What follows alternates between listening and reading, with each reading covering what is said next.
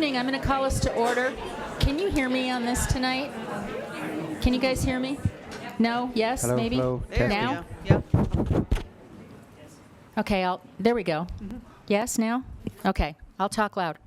Well, good evening. Thank you all for coming. It's great to see a good crowd. Happy New Year. Hope everybody's glad to be back. I am very glad to have my kids back. So thank you for taking them back. Let's see. We will start with a roll call. Wendy, I got to remember what we're doing here. Start with a roll call, please, Wendy. All Banks. Here. Pam Howard. Here. Lori Vista Ward. Here. Barbara Cruz. Here. Dave Levy. Here. Mark Setter. Here. Jeff Swanty. Here. Thank you. And Jeff, if you would lead us in the Pledge of Allegiance, please. I pledge allegiance to the flag of the United States of America and to the republic for which it stands, one nation, under God, indivisible, with liberty and justice for all. Thank you. Pam, if you would read the mission statement, please. The Thompson School District will be a school district that empowers, challenges, and inspires students, faculty, staff, parents, school leaders, and community members to learn, achieve, and excel. Thank you. First up is adoption of the agenda for tonight, and I will entertain a motion to approve the agenda as presented. So moved. Second. It's been moved and seconded to approve the agenda as presented. There's no changes. Dave? Just two questions, Madam President. Number one, there were some correspondence about issues requesting information, and they say they require board approval. It's not on the agenda, but there was, Wendy, that log you keep? The RFIs. RFIs. The RFIs. And it says it requires board approval because... Oh, okay. We will talk about those. I have that to talk about at the end, kind Okay, of that's under future items and requests for requests for information. Right, and the other one was that in items 6.6 and 6.7, and 6.6 refers to information in 6.7. Just going to advise, I think, Todd, in your presentation, you refer to information that Gordon is going to make, and we might have to bring Gordon up during your presentation. Okay. Just a trivial thing. Just wanted to Okay. mention that. Thank All you. right, Madam thank you. President. Anything else? Okay, Wendy, if you would call the roll, please, on the agenda. All Banks. Aye. Pam Howard. Aye. Lori Vista Ward. Aye. Barbara Cruz. Aye. Dave Levy. Aye. Mark Setter. Aye. Jeff Swanty. Aye. Thank you. The agenda is unanimously approved. Next up is Superintendent's Report. Dr. Schaefer. We need to approve the. Did I miss Approval something? of minutes first. Oh, minutes, sorry. It's a good report, though, but we'll have to approve minutes Okay, first. let's do those minutes Anticipation of it. first. Let's get those minutes first. So I will entertain a motion to approve the minutes So moved. from December 12th. Is there a Second. second? It's been moved and seconded to approve the minutes from December 12th as presented. Are there any changes or corrections to the minutes? Hearing none, Wendy, if you would please call the roll. All Banks. Aye. Pam Howard. Aye. Lori Vista Ward. Aye. Barbara Cruz. Aye. Dave Levy. Aye. Mark Setter. Aye. Jeff Swanty. Aye. Thank you, and those minutes are approved unanimously. Now we go down to item 4.1, Superintendent Report. Thank you, Madam President, members of the school board. Happy New Year, happy 2019. We're super excited to be back. We welcomed teachers and staff back last Friday for a work day, and our students returned this last Monday, and we are off and running on our next semester, second semester. So January is a special month. You may not be aware, but it is School Board Recognition Month. So I want to take this opportunity to publicly recognize and acknowledge my 7 wonderful bosses, our 7-member elected school board. In all honesty, they are a volunteer board, so they work tirelessly. They work very, very hard. They're dedicated to really providing leadership and oversight for the school district. You ask tough questions, but I know you do so because you really want us to be the best we can be. And so we thank you, we salute you and recognize you. And again, January is School Board Recognition Month. And if we can have a round of applause for our wonderful school board.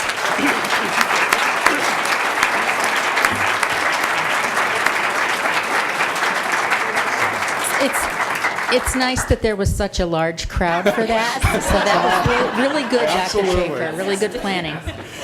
So a couple of important reminders. Open enrollment applications are due this Friday, January 11th. So if you might recall, our window opened back on November 26th, and it closes on July 11th, and those applications need to get in by 4:30. This year, we moved to a digitized system for open enrollment, so individuals needed to fill out the application online. And so once the application window closes, we will then process those in the order they've been received, going through wait lists if those exist. So just again, reminder that open enrollment closes this Friday. Also a reminder that this Friday, January 11th, we are accepting applications for our strategic planning subcommittee. For the last several months, we've been doing community stakeholder engagement. We've been soliciting just feedback from our community members around what we see as a portrait of a Thompson School District graduate and what are those skills, dispositions, attributes, things that we need, and how do we get them there. And so now we're moving on to the next phase of our planning, and that is for the formation of a subcommittee. So we are accepting applications for those individuals who might be interested in serving on this. And again, just a reminder, those applications are due Friday, January 11th. The applications are online, so if you're interested, please go to the Thompson School District website and you can apply. This coming Saturday, I will be at the Thompson Valley High School for our science fair. So we have about 100 students at the elementary and secondary level that will be having their science fair projects on display. That will be from 9 till 11 a.m. And then at 12 noon, I get to announce the winners. So I will be there officiating that. That's really exciting. So if you have time, stop by Saturday, Thompson Valley High School, 9 till 11 for our science fair. Finally, we are really excited to announce Wold Architects as our recommendation for the designer for our new PK-8 school. So I'm going to invite our guests from Wold to come up. I'm going to just give a little background information and then give them just a moment or two just to kind of talk. Wold Architects and Engineers has developed an expertise in the planning and design of educational facilities. They pride themselves on developing long-term relationships with clients through a commitment to service. They are the 5th largest K-12 firm in the country, offering full-service support on planning, remodels, and new schools. Their office is in Denver, and they recently worked with Front Range districts such as Boulder, Jeffco, Aurora, Cherry Creek, and St. Vrain. Recent new schools include Sheridan 3-8 in the Denver metro area, Fort Morgan Middle School, and 2 new elementary schools in Englewood, which opened last fall. We're very excited to have them as a part of our team for the new PK-8 building. I will also just note that we had an extensive interview process. Actually, one of our board members served on that. We had really quality applicants, high interest in this position, and Wold Architects, they emerged on top. So we're really excited to recommend them. I have Josh Greiner. He's going to come up and just kind of introduce himself. Thank you, Dr. Schaefer. Madam President and members of the board, I'll be brief. Just like to say that we know this is a very big project for you all. It's very important. We want you to know that it's also very important to us. We take it very seriously. We know that it's going to be a process of listening is going to be very important. Buy-in from the community is going to be critical. We look forward to, we're really excited about it. You got great things going here. This project is going to help build on that, and we're excited about it. So thank you. Thank you. Thanks so much, Josh. Looking forward to working with you guys. And that concludes my superintendent report. Thank you. Wendy, do we have any public comment tonight? No? Awesome. I'll just skip right over that. Moving right along. Next up on the agenda is Item 5, which is the action consent agenda. I will read it. We will take it up together unless anyone of the board members wants to pull any items, to pull any items off for separate consideration. Item 5.1 is approval of personal extra duty coaching recommendations. Item 5.2 is approval of priority school turnaround proposals. Item 5.3 is approval of the K-8 architectural firm.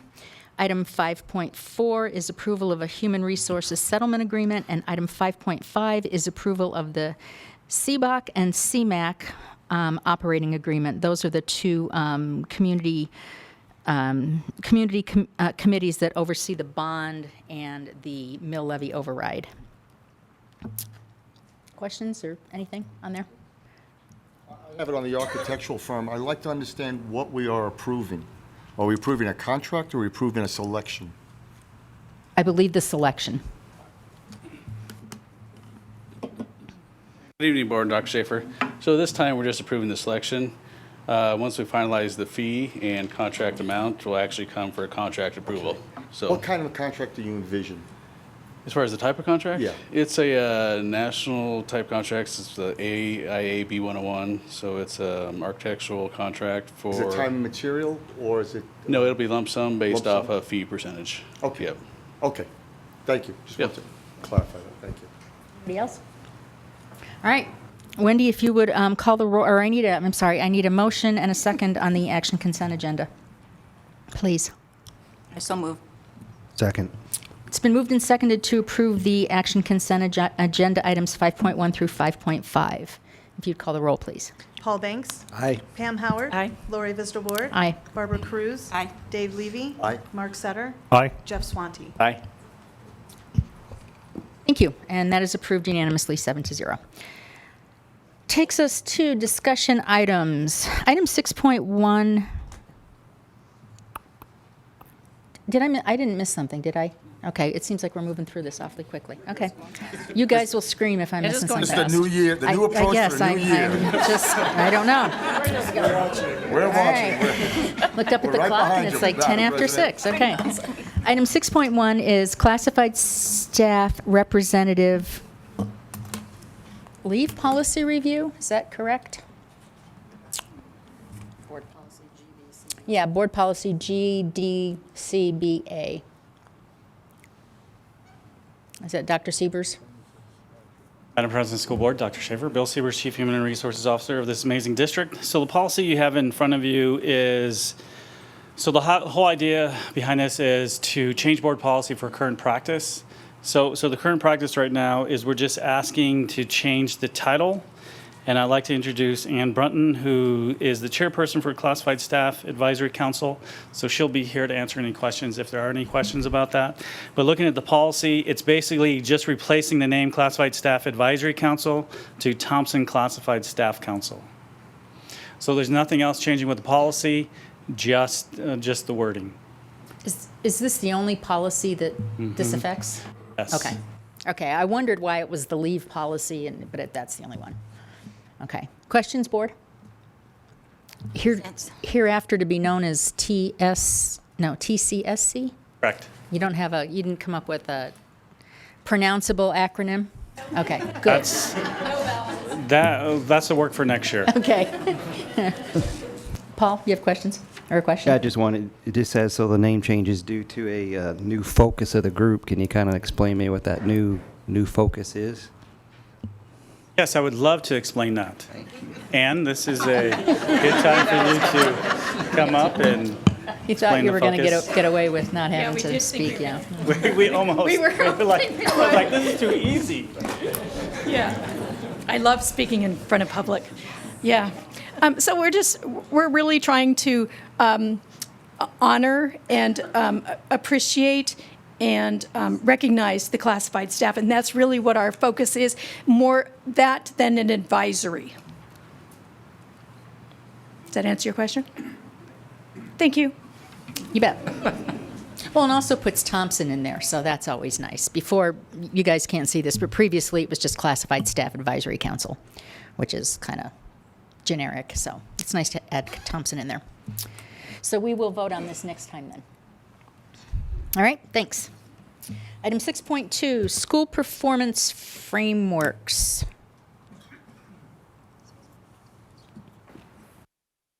Evening, Madam President, members of the board, Dr. Schaefer, Don Huckabee, I started to say interim, Chief Academic Officer. I guess it's official after Yes, congratulations. after your movement, your motion here earlier. Tonight, I'm thrilled to be part of this agenda item to recognize our schools that have really shown some significant academic performance and student growth based on their Colorado measures of academic success.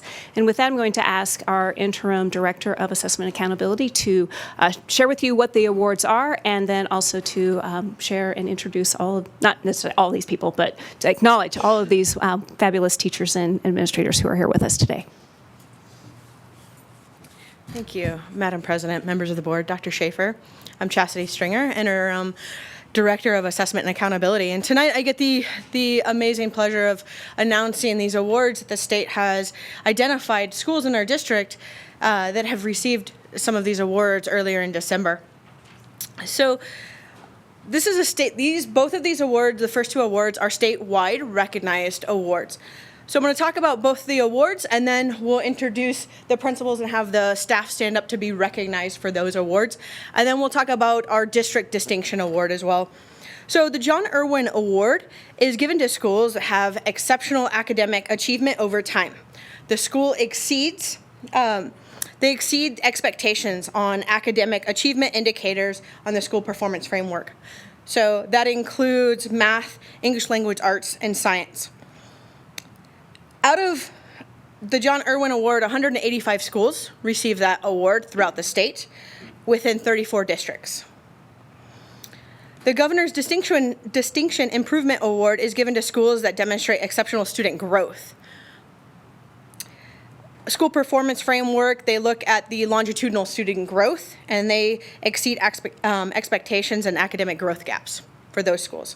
The state has recognized 105 schools that get the Governor's Distinguished Award out of 39 different districts.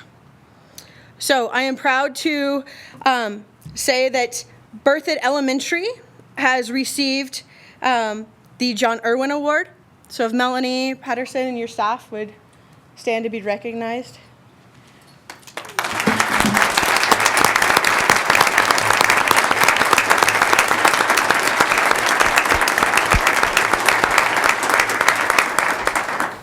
Thank you. And Big Thompson Elementary School received both the John Erwin Award and the Governor's Distinction Award. So Sarah Wagass and your staff.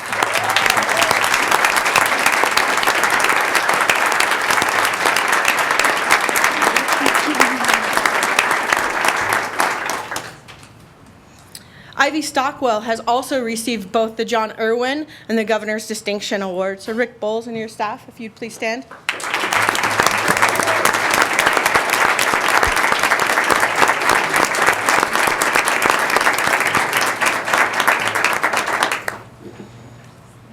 Centennial Elementary has received the Governor's Distinguished Improvement Award. Carmen Polka, your staff.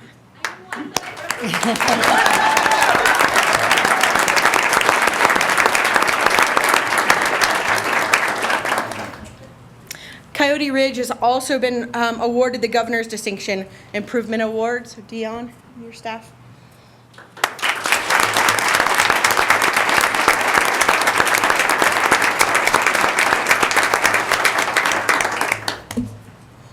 So that's a great honor for these schools, and we're very proud of the accomplishments. They will be recognized later this spring by the state in an award ceremony.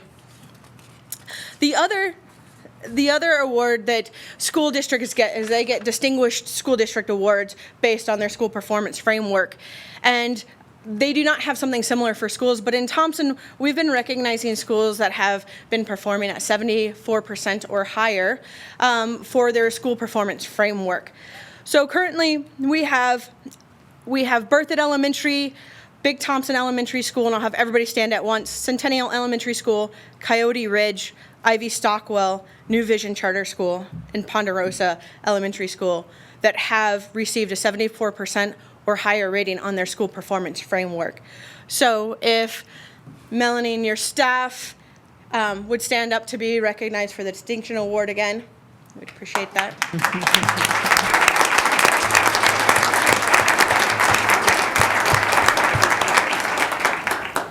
Big Thompson Elementary School as well.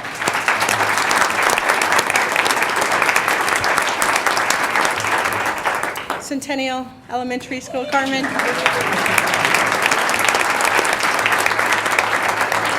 Coyote Ridge, Dion, and your staff.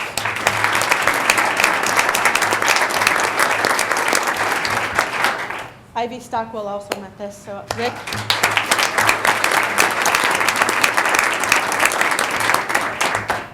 New Vision Charter School is also on the Distinguished Schools list, so Tim.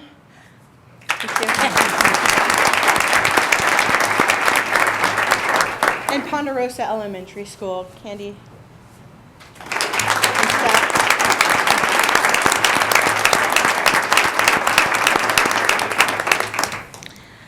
These are all really great honors, and we have some schools that are very close to meeting these distinguished criteria, and schools that we hope will be there next year through further improvement on their school performance framework. So BF Kitchen, Berthoud High School, Carey Martin Elementary School, Garfield Elementary School, Loveland Classical Charter Schools, and Stansbury Elementary. If we can give them a round of applause as well.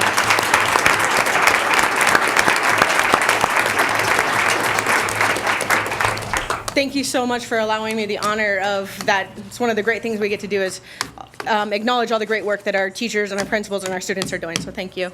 Thank you, Chastity, and congratulations to all the school principals, staff, teachers, students. I think they had something to do with it, and families as well. Great work. Next up is 6.3, 2019-2020 course fees. Dawn. Yes. So annually, the board is asked to review and approve the course fees and student fees that will be in place for the following school year. So what you have before you is our recommendations. Really, there are two key areas where we are making some asking for your approval at your next meeting would be in the area of we have 3 of our new courses that you approved last month that have associated student fees for them for materials and supplies. And then the other one is with our athletic fees. And just to give you a little bit of context around that, the last time the athletic fees were revised was 2008. So it's been 10 years. These fees have been in place for 10 years. And the costs for transportation, for officials, equipment, those are the biggies. Those have increased substantially over the course of those 10 years, as you can well imagine. So what the recommendation by the athletic directors is to remove the family maximum, in part because the family max versus increasing per sport, because the family maximum really does then impact our spring sports, and so they tend to operate more at a deficit than our fall sports, because by that point the family maximum has hit. So we're requesting that you would remove that family maximum for middle school and high school athletic. And other than that, they're within those 3 courses. So would entertain any questions. This will certainly come back to you as an agenda item for approval next month, or in 2 weeks. Jeff. Did you have any totals on what we gain from the fees? I don't have that off the tip of my tongue or fingertips, but we certainly can get that information to you as to what the total intake of athletic fees is. Yes, we can get that to you. I've been interested in knowing that, but also all the other fees for the various programs. Over the years, I've always expressed my concern on fees in general, and this is not an indictment of the school district at all, but it concerns me that it's not a free education when we have these fees, and there's many parents, families out there who really can't afford them and pay them, and there's others who can't afford them and they plead that they don't have the money to do it. And I don't know how we make the system perfect, but I guess if it were a perfect world, I would like to see no fees whatsoever. Like your perfect world too. And I guess just to follow up on that is there a way to have a number on what the impact would be if we removed the family cap? And I don't know if this is a question, Gordon, I don't want to take too much of your time. So, and what will happen if we keep the family cap as it is now? I guess I'm very cautious to raise these fees.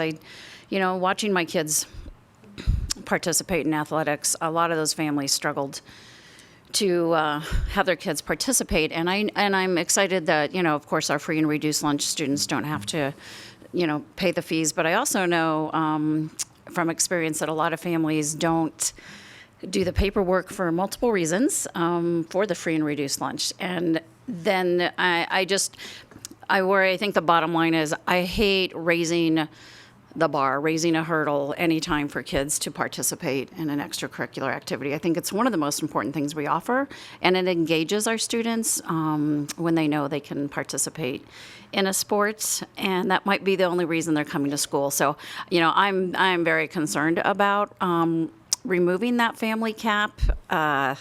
So I guess any more information we could get, kind of like Jeff said, that would be really helpful to me as well to make this decision.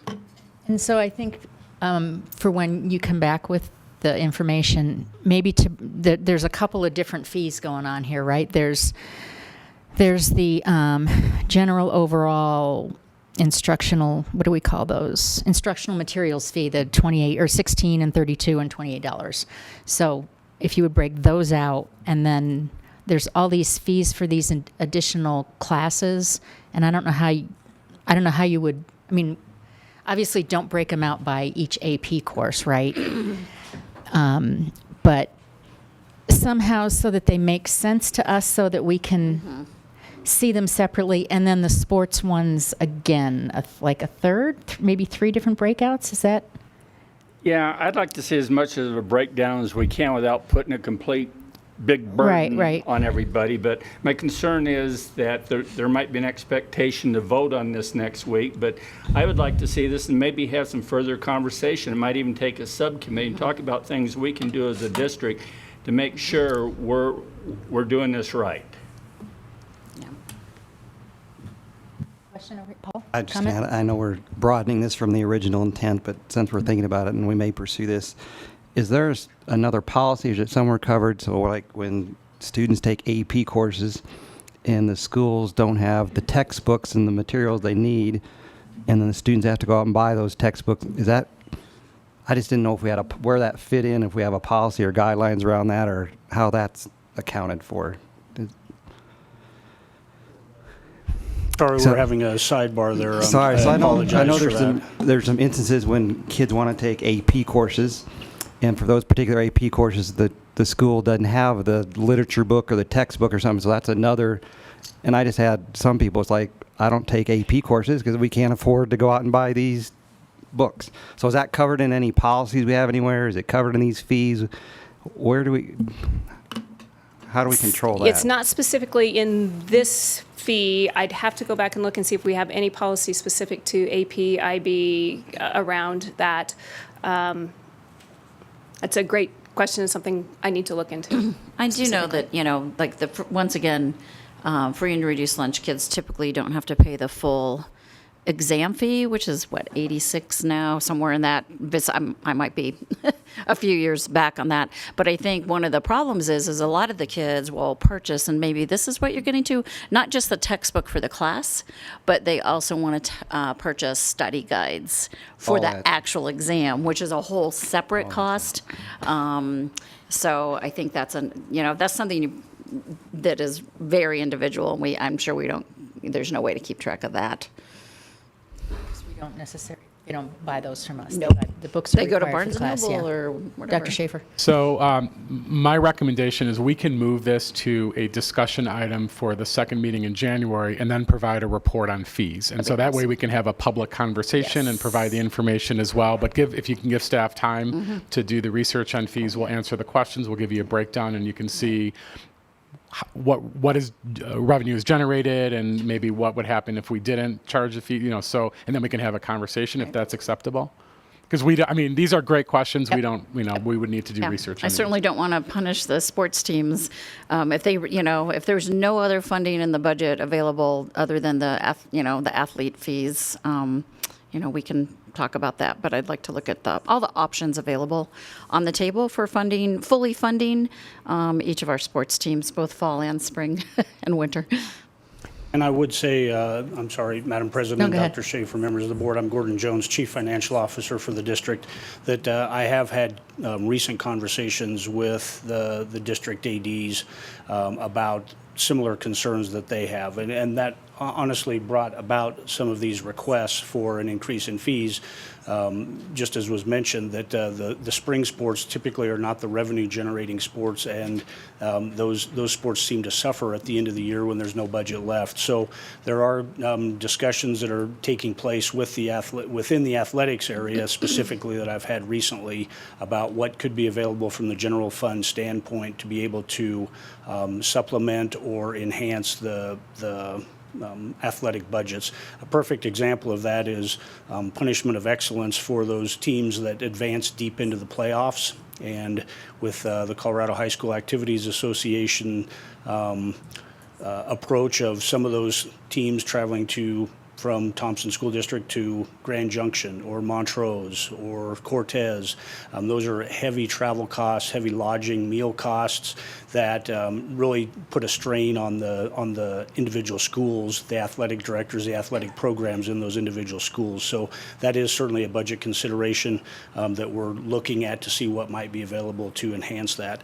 As far as the details on all of the fees, I can't quote the exact chart of accounts that we have, but we have numerous accounts that will show a lot of those fees. So I agree with Dr. Schaefer. If we could have some time to pull that information, we will be glad to provide whatever detail we can from the general ledger standpoint. Just 1 second before I forget this. And just as a matter of information, I know we don't collect the fees for AP tests or IB exams, but if we had that, just that information, like what those are per, okay, just so that we have the whole picture. I believe we collect those, but then we pass those. Right, It's a right, straight right. We don't have pass-through. we don't have authority to Absolutely not. charge We or not collect charge, and then but pass those right through the to just the so that when testing we're thinking agency. about a typical, for instance, student taking 4 AP classes and playing football and doing an applied arts class or something, you know, what's that cost a year or a semester, if we want to look at it that way. Dave?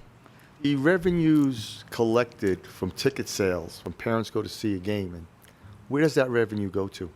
That resides at the school level, and those proceeds are used to fund officials, equipment, travel, all those types of things. The district, from the general fund, the funding that takes place are the coaches' salaries. Coaches are sponsors, so it's not all just athletics. There's certainly debate, there's drama, there's the extra duty contracts that we have. Those are funded from the general fund level. So the sports, the individual sports, individual schools don't have to pick up that burden. But from gate receipts, the expectation is that that's their revenue source to satisfy those items that I said, officials, travel, game equipment, those types of things. It could actually be said then, if they don't charge that fee, there would be no umpire at the baseball game, ref at the basketball game. There are sports that don't charge a gate. Certainly, there has been more and more of a movement, not just within Thompson, but across the state, in making those sports charging gate for a variety of things. Whether it's baseball, used to be very commonly not have a gate fee. Now that's much more common to have a gate fee at the baseball game. So that's another example of those sports toward the end of the year, although cross country does not have a gate fee. Track typically does not have a gate fee. So there is a disparity amongst sports as well on what those items are, or how they're handled and the funds that they would have available to them. So typically, the athletic directors have a pool of funds for school-wide that aren't necessarily sport-specific, and they can help supplement those sports that don't have a designated gate fee. The other interesting thing, Dave, to tag on to the gate fees is that you're basically the most typical people going to watch, let's say, a girls' soccer game are the family, right? The parents. So you've already paid the, $175 or whatever the fee is. And then as a parent, you get to the gate and you're like, oh, wait, I have to come up with $10 to get into this game or whatever. So it's the same family incurring those costs. And if there's, 12 games. Unfortunately, right?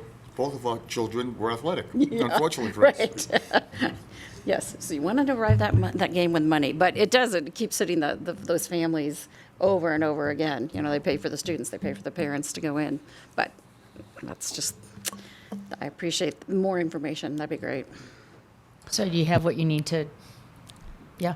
Oh, wait. So, Don, I was Sorry, just going to tell you one little small thing. So the reference to the AP courses and the students paying for the textbooks on page 2 of that policy. And there- So there's just one line that does say that they're required to pay that. So we're It good does. there. Whew. Okay, we're good there.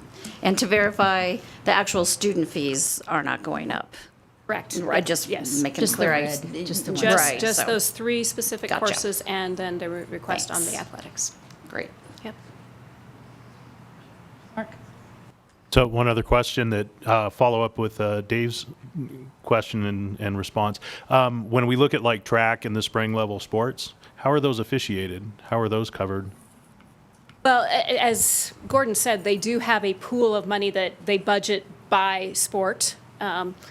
But their budgets do get stretched very, very thin by that point. I do have one athletic director here. I don't know if Mike Aragon, you want to answer that question?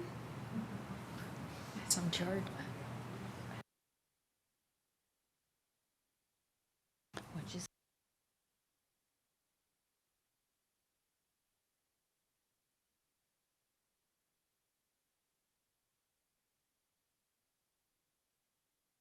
Thank you, Madam President and Board, Dr. Schaefer. It's $125 per student, excluding the free and reduced kids with paperwork, of course. What we have to make sure we do all year long is take the money we've started to earn in the fall through sports and activities and help that carry us all the way through the end of the school year in the spring. Yes, the spring we do not raise as much money. Obviously, the biggest gate we have is football across the board. So all that money just doesn't stay in football. We use that to supplement everything else throughout the year. And I understand what you're saying about parents are the ones who pay to get into games. Those have all been discussed. In the Northern League, which Thompson Valley is part of, we have a league fee that we $6 for adults, $5 for students, and that's how we can generate the revenue. And then the $125 per student is how we pay our bills all year long. We don't have any other money coming in other than those 2 main things. Thanks. Thank you. Dave? I just want to express a thought. We should challenge all of our students to the greatest extent that they could be challenged. So if we have an AP class and they could take it and they could pass it, that's the class we should give them. We should challenge our students. So I don't understand why we're distinguishing an AP class has to have an extra special fee. Why isn't our charter to educate our kids and challenge them? And if this is the material that they can handle, we should teach them that. We should offer it to them. And I'm confused of why that would be an extra cost. Good. And that's the root of my question. I'm interested. It pains me to hear that there I are agree with families it. that aren't necessarily free and reduced, but they're still got challenges, and they flat out told me, we'd love to take these courses, but we don't do it because we can't afford the materials. And even if you can afford it, that's the class we should be giving them. If they could handle an AP class, we should give them that AP class. Well, and correct me if I'm wrong, Don, but I don't think most AP courses have a fee associated with them. It's the exam. In the books. It's the exam and the And the books, books. if we have to That's purchase where, books. So to take it, I think really under here, it's the studio art, that's the $35 per semester for the AP. Was there anything else in there for under AP for the actual class? And then the exam is $90 per student. Is that what it is, That's $90 where, now? so they can take the class for free. But they need the book. But they need the book. And a lot of teachers, I know, like they collect books from past students and, Well, I think- there's a lot of things done, but it's not hard and fast. You know what I mean? Okay. It's not guaranteed that you can get a textbook. So maybe it's not a big obstacle to overcome. I just know the parent I talked to, there was a textbook, it was like $80-85 or something, and that seemed to be enough to tip them, like, all right, I'm not taking the course. Yeah. Right. I would suggest, I can understand the test, because you're asking for college credit, and it's not our job to give them college credit. But for the book, I think that should be part of the, So can we look into covering the textbook fees is basically the question. I would think that's part of our discussion for Right. next time around. how much. So it will looks that like we're cost? having a philosophical discussion about fees. We will be. We are. Great. Pretty much. All right, thank you. All right, thank you. Next up is 6.4, Innovative Technology Services. Matt.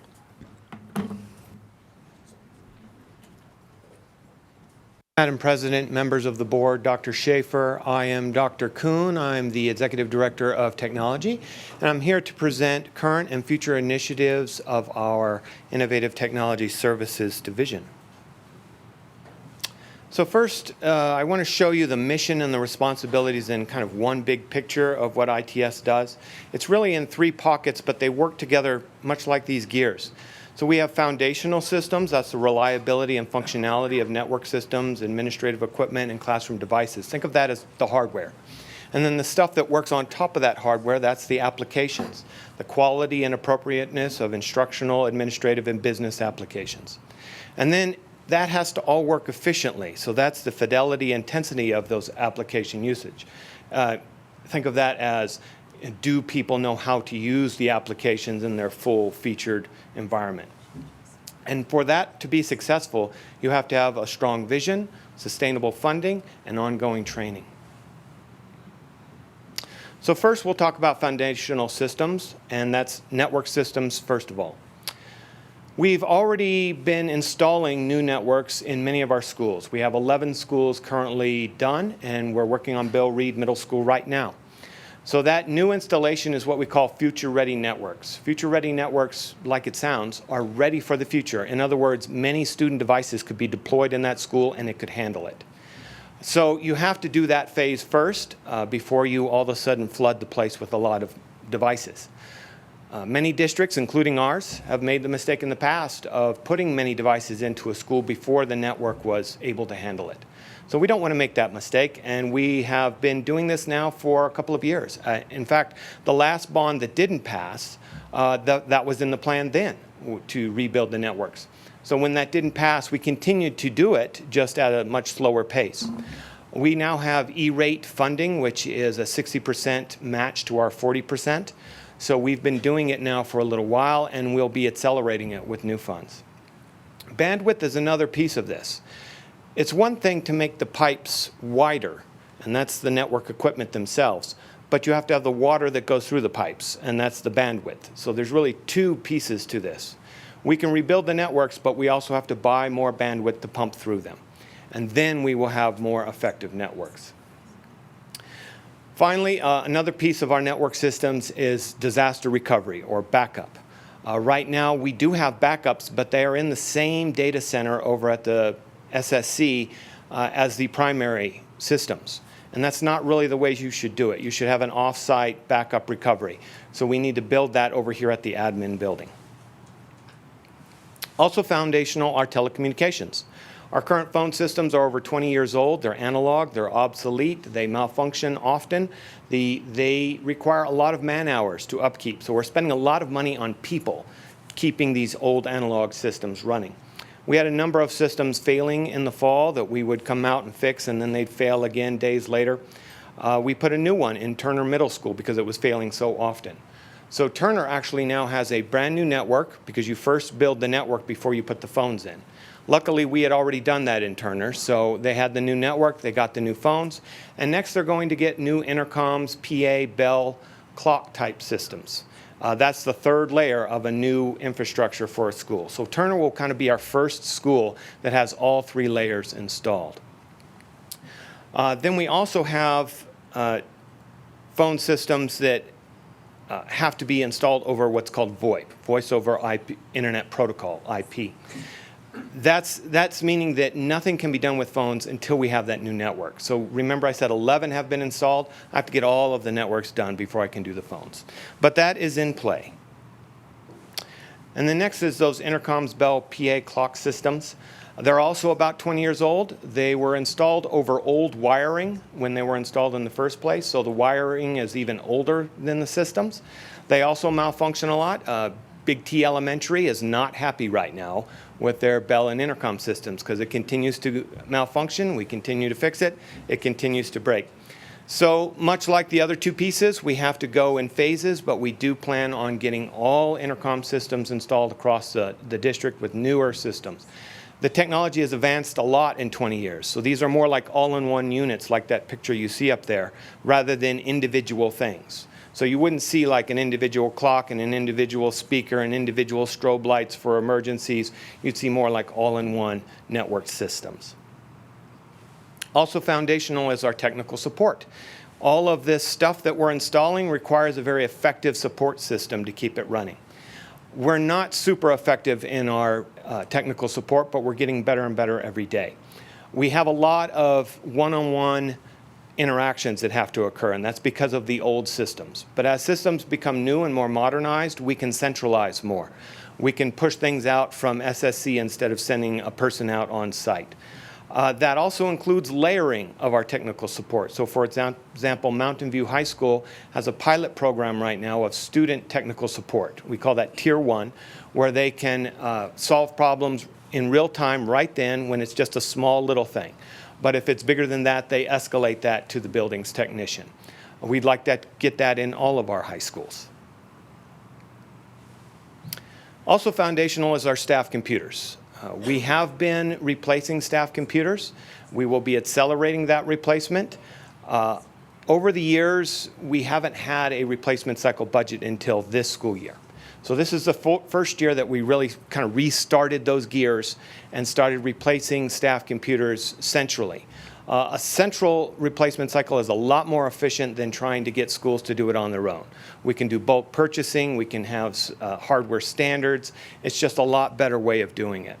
So we've already done a number of computers, but we need to do a whole lot more. Many of our staff have computers as old as 10 or even more years old. They're not effective. They don't work with modern curriculum. They're obsolete. They won't upgrade their operating systems. They're a security risk. There's just all kinds of problems with staff having old computers. So that has to come before student computers, because it's not really practical to upgrade all of the students' technology if the teachers' technology doesn't work first.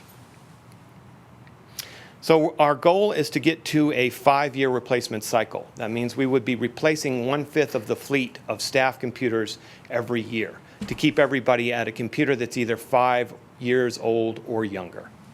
We would still use the older computers a little bit for paraprofessionals, temporary workers. So it's not that we just like throw a computer out that's still working. We find other uses for it. We can even turn some older computers into Chromebooks by totally re-imaging them with different operating systems. Chromebook operating systems essentially for $60, perpetual license. Student devices. So once we've got that staff situation taken care of, we also want to, of course, get the student devices taken care of. We'd like to have ubiquitous technology for all students in all schools. But over the years, we have a lot of disparities created by our one-to-one schools compared to our schools who have almost nothing. So we really need to level the playing field among our schools and make sure all of them have the technology they need. We have a lot of modern curriculum that's coming down the road, and that's going to need modern technology to run on it. We have a menu of 3 options for student computers. Basically, it's an iPad and 2 different kinds of Chromebooks. And eventually, we want all schools to choose one of those or a mix of a couple of them so that that school has all of the devices they need for ubiquitous technology. I call it ubiquitous technology because there's a lot of ways to that. It can be one-on-one issuing of technology like Mountain View does. It can be carts that are shared within every classroom like Ivy Stockwell does. There's a lot of different models of this, but it really means that a student can get to technology whenever they need to, not, oh, we can't check it out because the other grade has the one cart checked out this week or something like that. Also foundational is classroom projection.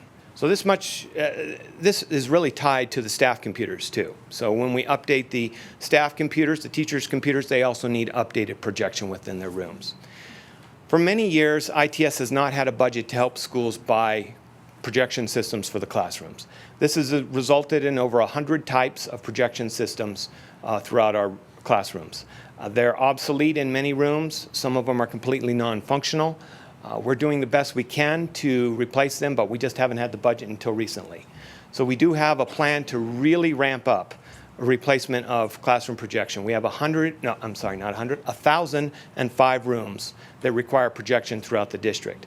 Approximately 160 of those need a projection system installation, and many of those are classrooms. So the LCD type projectors that you usually see for projection are not as good as what we're switching to, which is mirror TV systems. Mirror TV systems have a better display, it's higher definition, they require less maintenance, their bulbs don't blow out and go down for days on end. They also are less expensive. So overall, mirror TV systems are better for the classroom. They're also pedagogically more flexible. In other words, you don't have to have students run up and plug anything in. They can easily mirror back and forth, 4 at a time if you need to, so we can move around the room a lot, getting students up and down off that TV without really leaving their seats. Also foundational is our copiers and printers. We are on a lease right now with Canon. We're at 4.5 years of a 5-year lease with them. Frankly, there have been a number of issues with that lease. It is not ideal, but we are in a contract with them right now, and we are writing an RFP that will be released this month for a brand new contract for the next phase starting next school year. We really are changing quite a bit about how that would work. Instead of a large centralized copier printer in a school, we would have distributed smaller models so that if one went down, there's still another one in the building that is working. And so you're never really completely down in a building because you have multiple copiers and printers. We also want the modern features that come with modern copier printers, and our current ones are not all that modern. We also are looking for the flexibility that would give us the ability to encourage more digital work. Right now, we're really encouraging a lot of paper copying just because of the way things are set up, and we'd like to get people moving more and more as we deploy more technology towards more digital student work. So this is the first chunk of my presentation. There are actually 21 major initiatives. So this is 12. This is the first 12, and they have to do with those foundational pieces that I've been talking about. I won't go through all of these because we don't have the time for that, but I will point out one for you as an example. So for example, here we have intercoms, PA, bells, clock systems. I wish there was a better name that encompassed that whole thing, but that's what they are. So if we look at that line, remember that's the third of 3 pieces. So we're increasing the bandwidth, we're improving the network, we're installing phones, and then we get to this piece. And then if we go across this line, you can see the total cost, estimated at about $930,000 for the entire district. These systems would come from the bond fund, so that's where you can see over in this column where it actually comes from. There are 4 major sources of funding for technology in the district, bonds being one of the 4. And you can see it's at 0% completion because we haven't installed any of these new systems yet. But as I was saying, we have an RFP that closes next week for Turner Middle School, so that will start soon. So you can see where it starts, second quarter of 2019. And all of these projects work that way across their roads. Okay, so now we're going to switch gears from foundational hardware and equipment to applications. This is really where the payoff is. This is where you get what you want out of your technology in your applications. The improvements to teaching and learning. This is where this comes from, the applications. So last year, starting with student data privacy laws and trying to become compliant with those, but going much farther than that, we developed with Learning Services a digital resources catalog. This catalog has about 400 applications in it. They mostly run on Chromebooks and iPads, but they also just run basically through a browser in many cases. We have them, although they are in one big catalog of 400, they are broken out into various pieces. That's why you see color coding here. So for example, the one down here that's in this yellow color, that is for English language learners and world language, and so on for the various color codings. We also have ones for accessibility, for administrative functions, for organization, for pedagogy. You know, there's many different categories of these applications. So we have that catalog built, and it continues to be refined. One of those refinements is about adding premium applications to it. So up until this point, we've really only had the funding, basically, to put mostly free applications into the catalog. Now, there's lots of great free applications out there, and we want to continue to utilize those. But there's lots of premium ones. As the old adage goes, you sometimes get what you pay for. And many of the best applications that have the best research behind them and show the most impacts on student learning do come with a cost. And the support needed to run those comes with a cost. So we would like to be able to invest in those more impactful applications and add those to our applications catalog as well. Also in our applications initiatives is operational software. So we've been talking about the catalog and premium applications. That's really for the classroom and students, but this is district-wide kind of software. This is the stuff that makes things happen efficiently. As we deploy more and more technology, we're going to be talking into the tens of thousands of devices. We already have tens of thousands of devices, and we're about to more than double that in the district. So as more and more devices are deployed, we have to become more and more effective with our centralized systems. This is often called mobile device management. We have softwares called Jamf and Google Admin that manage those, and there's many other centralized systems like filtering and firewall systems, in-house developed customized software, synchronizations between databases. We have to get better at our operational software as well. And some of that does require some investments in some software packages. Some of it's in-house design.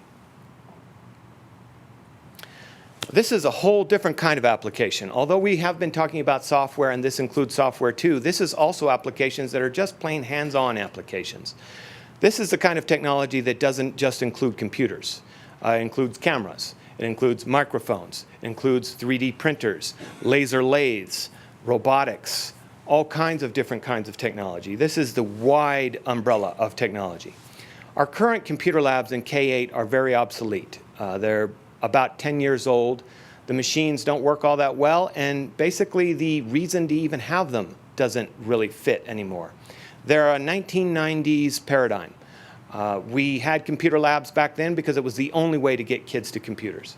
But as we deploy more and more computers into classroom for contextualized learning, the reason to have a computer lab becomes less and less relevant. So we'd like to take that space and transform it into what we call innovation labs. Basically, the idea is you see these 8 different modules.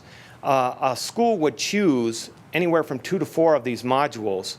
They would take up the space of about a quarter to a half of a classroom, and they would put them in the space where we currently have computer labs. A licensed teacher would then teach these particular modules. Some of these modules are very hands-on. Some of them require specialized equipment. Certain schools would have even more than 4 modules, such as Walt Clark Middle School that has a STEM focus.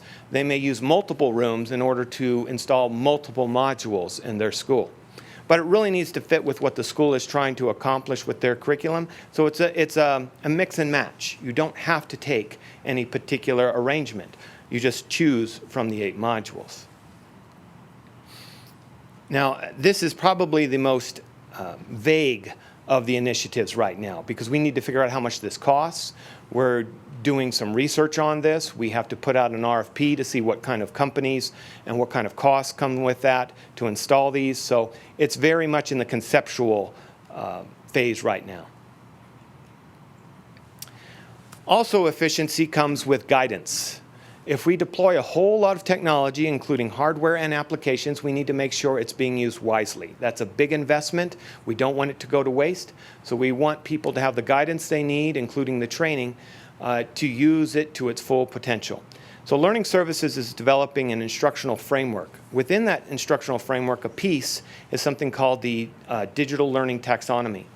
That is the guidance that's aligned with the International Society for Technology and Education's Students for Standards, or ISTE standards as they're usually called. These are the standards that the world pretty much considers as important for students to be able to do with technology. And we align ourselves with that. We customize a little bit for our own purposes, and then we build this taxonomy to guide our teachers when they're using technology with their unit planning and their facilitation in the classroom. And of course, the training needs to go with that. Not just training before we deploy technology, but when we're deploying technology and after we've deployed technology. In other words, never ending, continuous. We will always need to be doing training. And the applications are always changing and being updated. So we need a training plan that is not a one-off kind of workshop by the vendor, but really something systemic that keeps our teachers at the cutting edge of the technology we're deploying. So here's that second set of initiatives, of those 21 initiatives, and I'll do one more example again as I did before.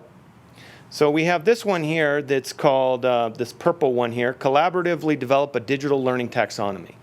And you'll notice that it doesn't have, like the one I mentioned before, a budget code there, like bond or something like that. It says general fund salary. That's because I'm not really buying a lot of equipment or software for this. What I'm doing for this is I'm getting a lot of people together. I'm having a lot of meetings. I'm doing a lot of documents back and forth. This is people time. This is people thinking. This is people designing. But it's still an initiative because it's just as important as buying stuff. Like buying computers is important, but having a digital learning taxonomy that guides how they're used is also important. So that's why it's also listed, even though it's not really a budget item, so to speak. This is a summary of all that I've talked about and where it comes from in terms of costs. So we have those 4 different buckets that I mentioned before. The general fund and the 2006 mill levy, think of that as my current budget, or like last year's budget, or what I started this year with. That's what I usually operate on. That also includes sometimes capital projects that are one-time asks. So those come and go, and that's how I'm paying for Turner's new intercom system. That's the one that I have an RFP out for right now. That was a one-time ask in capital budgets. Whether we had passed the bond or mill, that was going to happen anyway.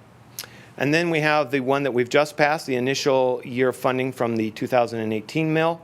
Then we have the ongoing funding for next year and years after that, and then the bond funds.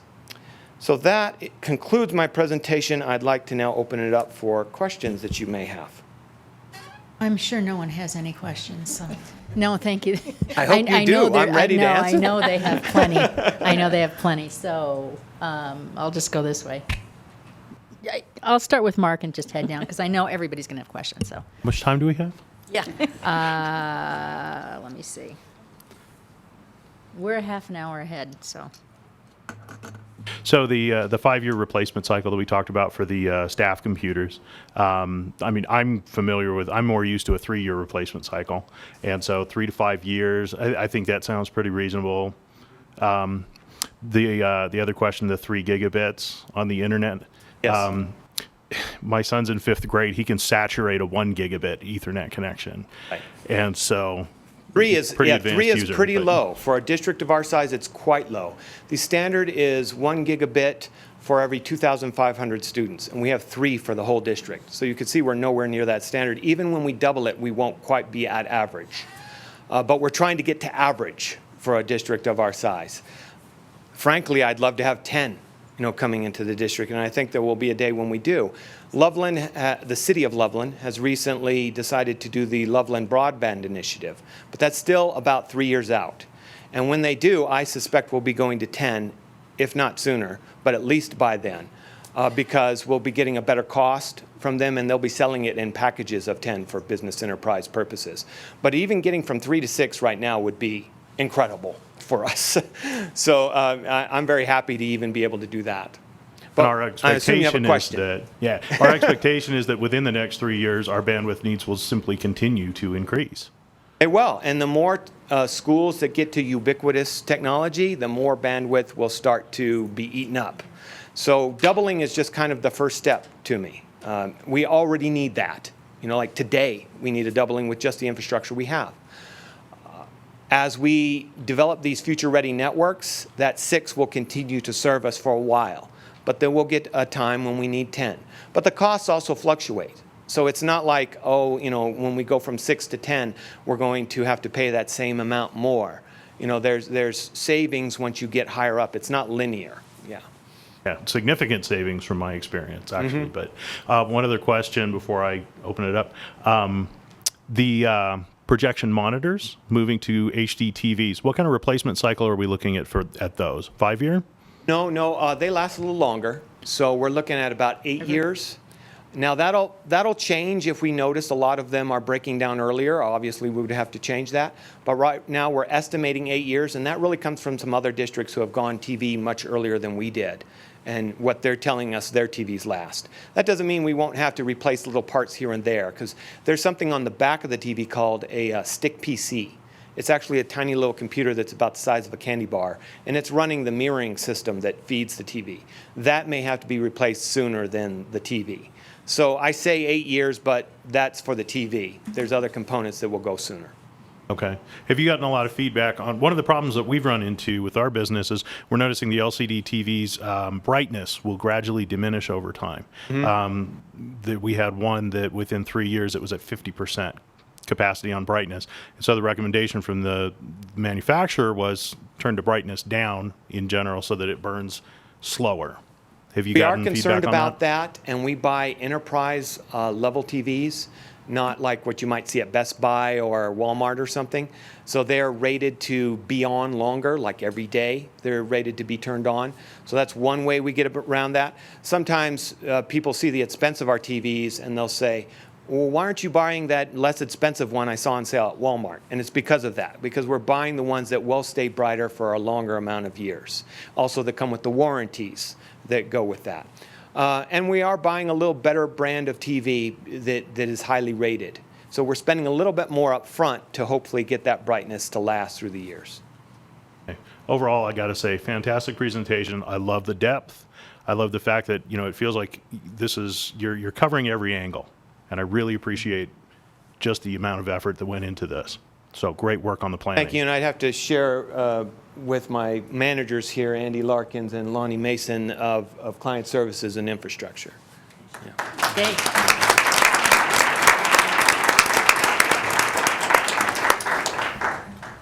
Paul? I feel very ignorant about a lot of this. Lots of questions. Hopefully they'll be somewhat intelligible. But I guess my first question is kind of understanding how you created this implementation timeline. Was it based on, here's kind of the current manpower and resources we have, so it's going to take us this long? Or did you start with an ideal, so this is ideally, and then we need to figure out how to, does that make sense of which way we did it? There's actually 3 components that decide what that timeline is going to be, that like Gantt chart that you see there for project management. One is the funding. You know, when will I get the funding? So that's why the digital learning taxonomy was created early, because it doesn't cost that much. So I knew I could do that now. Plus, it needs to be there as guidance going forward. And there's other pieces that went forward just because of money. But there's 2 other major reasons. One is what needs to come before something else. So, for example, the building of the network has to come before phones and come then before intercoms and PA systems. So that also, you know, changes what comes first and what comes later. And then the last thing is manpower, as you were just mentioning. What can I do and how fast can I do it? So for example, with the student technology, we have a survey called the Ubiquitous Technology Readiness Survey. And that is given by a committee called TALK. TALK is the Technology Advisory and Leadership Committee. So essentially that committee sends a survey team out to a school, assesses their readiness for student technology, and then that gets on my schedule. So if they say, okay, this school is ready, you know, they've got all the pieces we need for them to be successful with a big infusion of student technology, then I get them on that schedule. So right now, I'm not sure exactly which schools will be going first as opposed to which next. What I do know is I can't do them all at once. Even with outside contracted help, I couldn't make every school one-to-one starting September next year. But I will eventually get there. I think you answered my question. I just need to hear it a couple times. So if, you know, technology really rises, sir, we want to get more aggressive on this, and our question was, is there a way to even expedite? And there's outside contracting, but then you have a give and take of like, now I have to spend a lot of money on outside contracting, which limits my money on how much I can buy. But I still do it. We're about to hire AV specialists, for example, because we need to install more of those TVs that we were just talking about, and my staff just cannot install them fast enough, especially for the number we need. I want to have them done by summer. So I'm going to have to get outside contracted help in AV installations. Which creates a challenge for your current resources. But again, if we wanted to prioritize things and say, hey, we want to give you more resources to expedite this, we could expedite it if we want to. It's not. Right. Like, okay. There's an old adage among technology leaders that the more technology you install, the more people you need to run it. And so I have a certain size department that's kind of built for what we have now. And as we double or even more than double the hardware and applications in the district, that will put some strains on my staffing. That's also something I'm attempting to address. There's another consideration too. Lonnie, Yeah, come on up, up. Lonnie.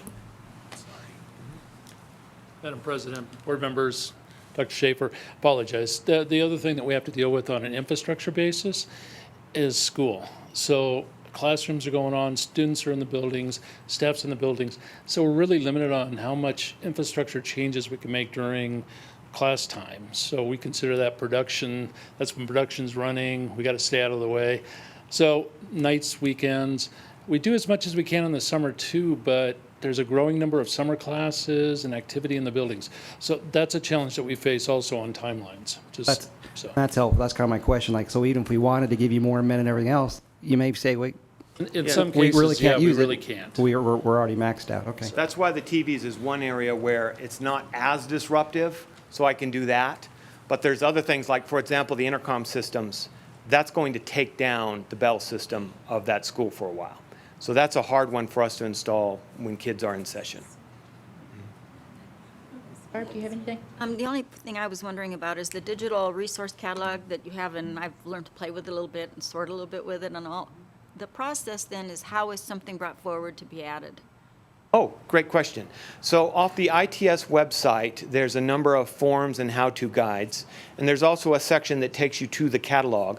But when it takes you to the catalog, it also says, and if there's something not on this catalog, click this form here to request it. And then that goes to a working group that vets the app.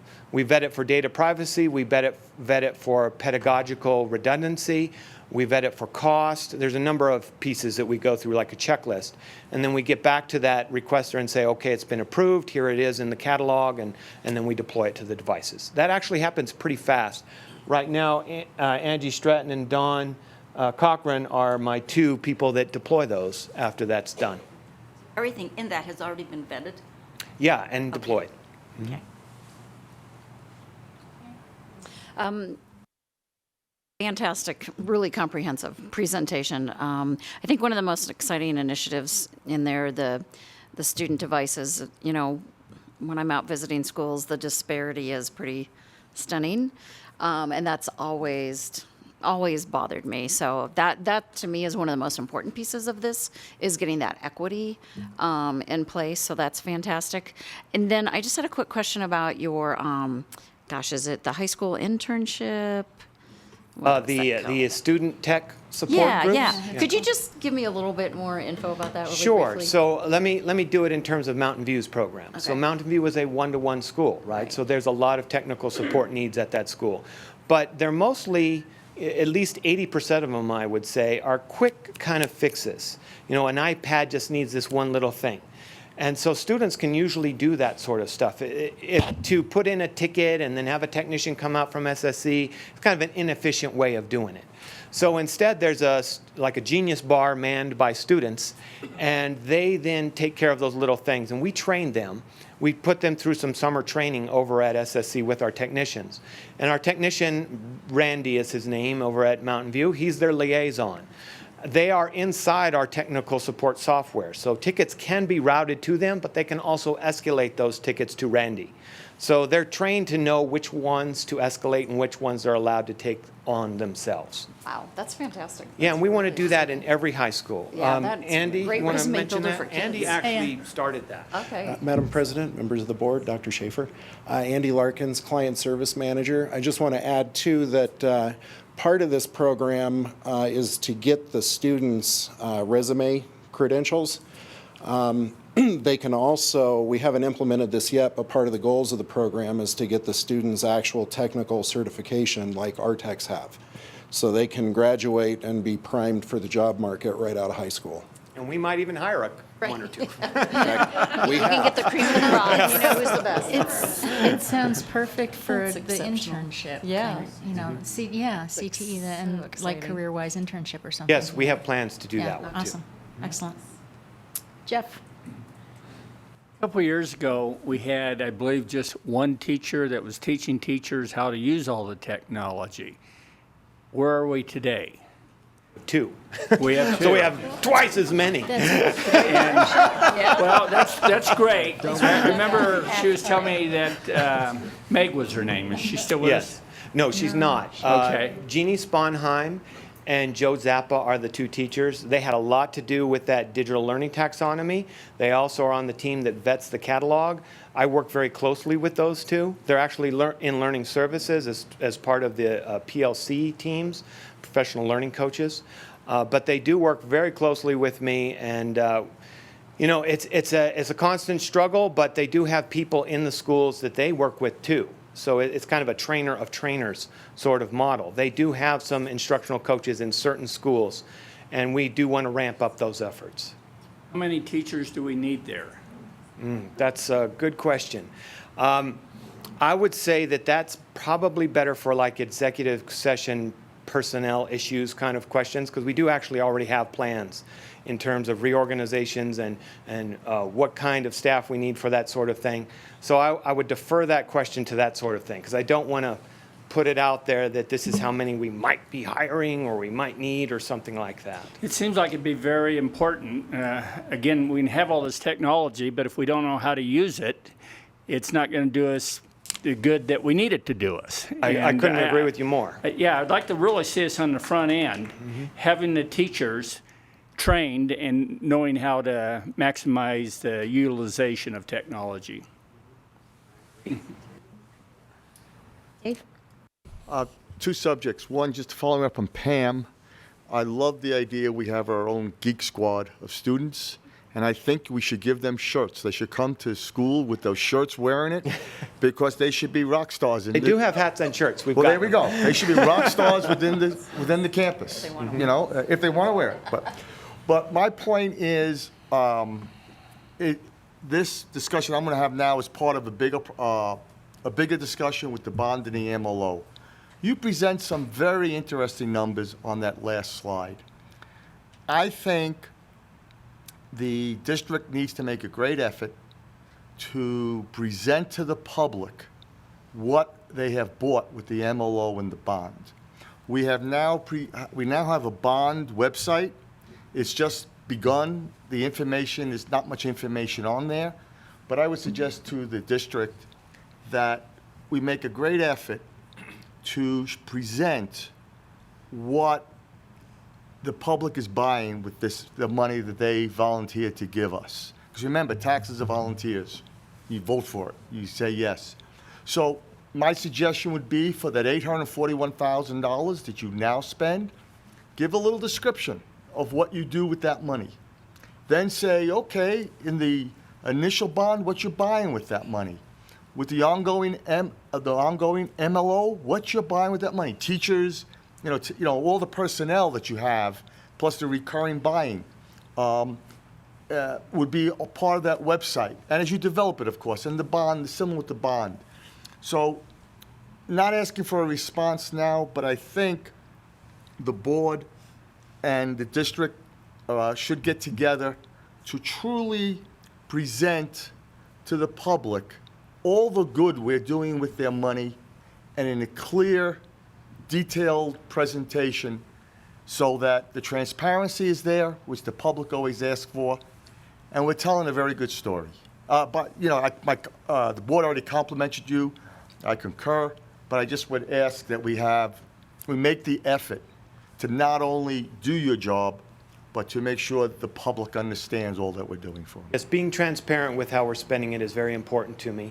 I do plan on posting this presentation to the ITS website after this. And as far as one comment about the 840 that's like my current budget, that budget is going to change a lot, because a lot of that money is actually spent just keeping old hardware working. And as we put in new hardware, there's cost efficiencies that will allow me to repurpose some of that 840 to other things. Sometimes you have to spend money to save money. Exactly. Yeah, so congratulations on a very good presentation. We appreciate it. And please listen to what I just suggested. Thank you. Will do. Any other questions, Mr. Banks? One more in there. Maybe you can help me with the messaging and everything else. I know that we've had some great public-private help, and they love to buy Chromebooks and birthday bash and all those types of things. Rotary. Rotary, but I also know sometimes they go for quantity over quality or not quite in line with all the things we're implementing here. Anything we should know, or how are we handling that, or how do we continue to get it's their gotten support? a lot better. I think it used to be a lot of that, and maybe that still does happen sometimes, but I've been meeting one-on-one. I've attended Birthday Bash meetings when they're deciding what to buy. I've had Rotary come in, and we've talked about what our needs are, so they're getting a lot better about that than they used to. They're still under pressure to buy a lot of things. Like an example is headsets. I really want USB digital headsets. I don't want analog plug-in headsets because I know my newest devices down the road will not be using those, much like your phones don't like those anymore, and they're moving towards Bluetooth headsets and so on. But it's more expensive to buy USB headsets, so they can buy less of them, and they don't like that because it doesn't look as good. But they're understanding that now. The more I meet with them, they're realizing, oh, okay, I see. Technology-wise, that's more practical for you. So I think it's more of a thing of the past that they used to do that more, and that's getting better. Just to follow up on what Dave said, maybe Gordon or maybe all of you guys can answer this. Can this presentation, like those couple of pages where you had all the charts, the implementation phases and aligned costs, that seems, if you look at it in depth, that seems to answer almost all of, I think, what Dave was looking for, at least now. So can we put this up somewhere? Sure. I know it's in board docs right now, but is there a way you could just... Yeah, I'll just put it up on the ITS website. But is it bond or... Right, that's what we're thinking, because we're telling people to look at but it's not all bond, but... Bond is only one of four Right.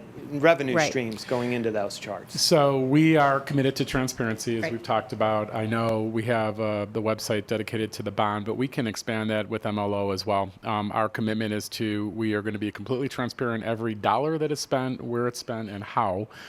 So this presentation obviously provides a level of detail, and we can provide that level of detail because I agree with Dave. We want our taxpayers to know that the money they've entrusted with us with is exactly what we said we were going to spend it on.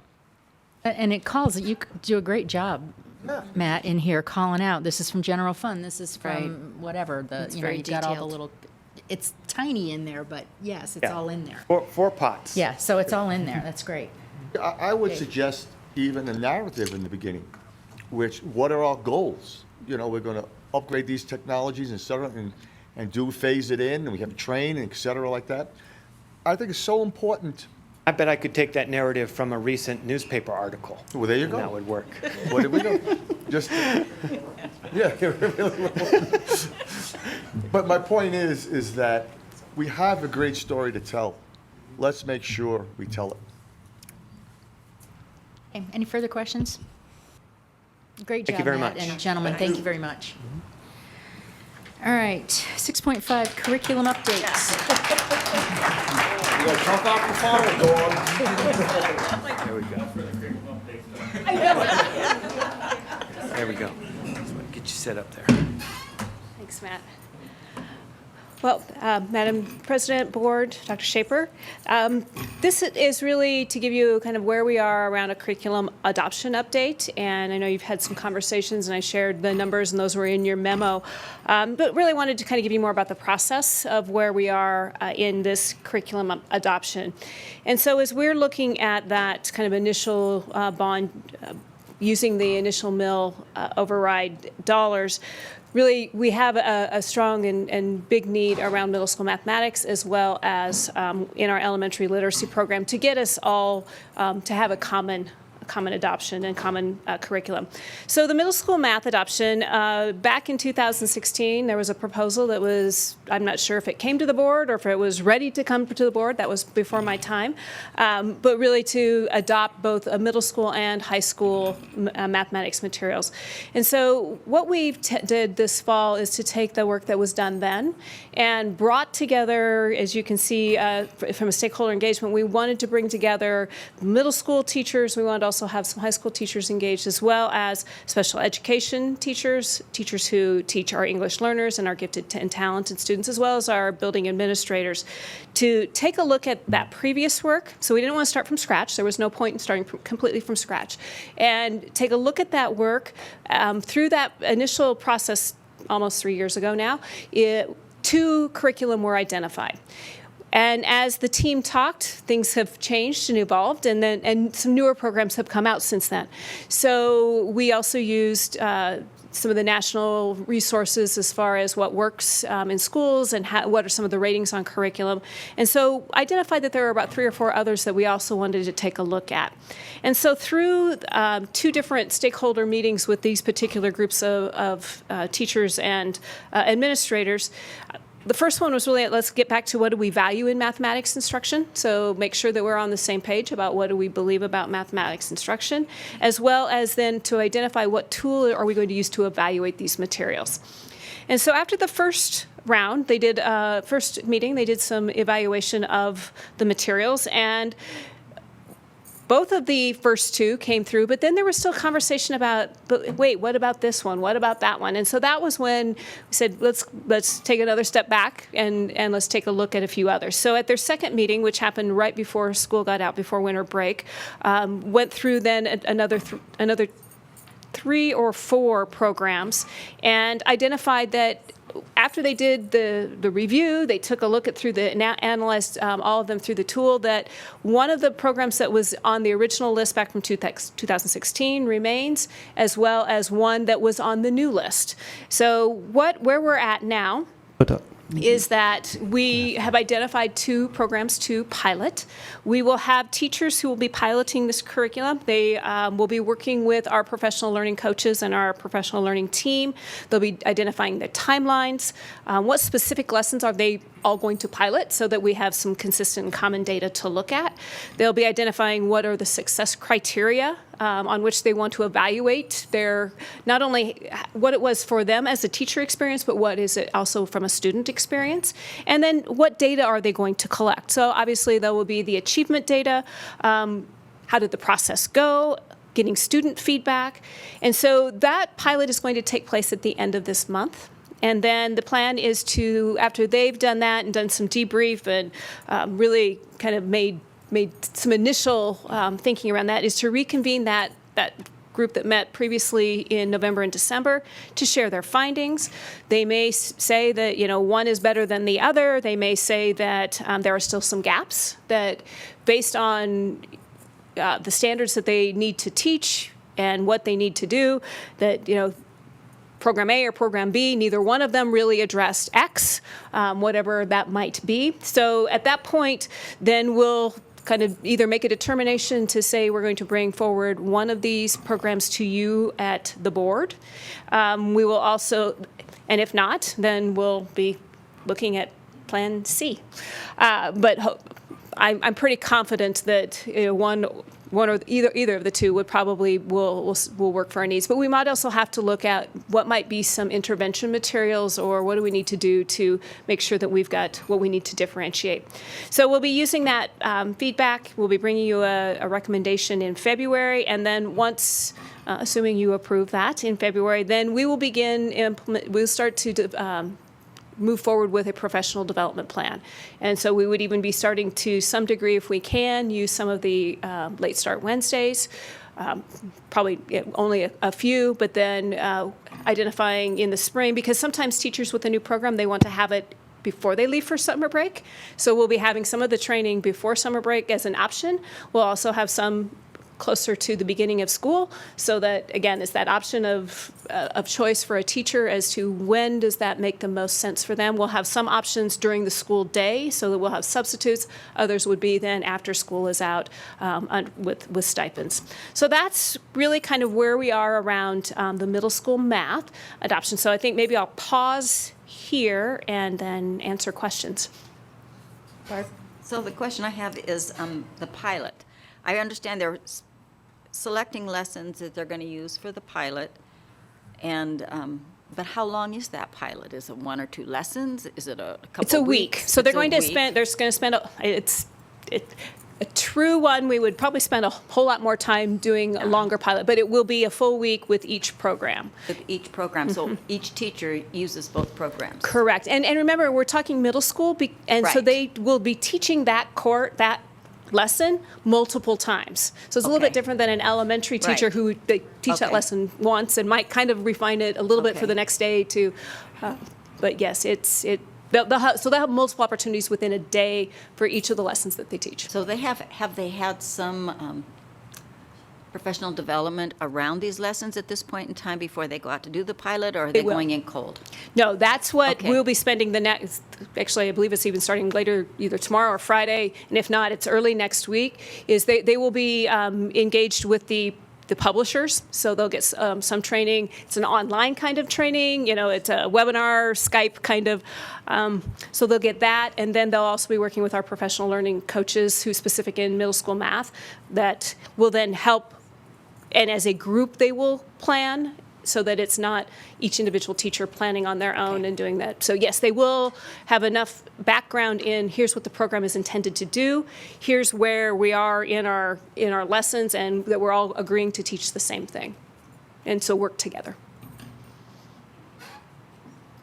So just to kind of follow up on the pilot piece, because it does sound like a really short timeline, not only for the week-long to work with the students, but I guess I'm worried about the preparation leading up to that. Like, when are the teachers going to have time to do webinars and work together as a group?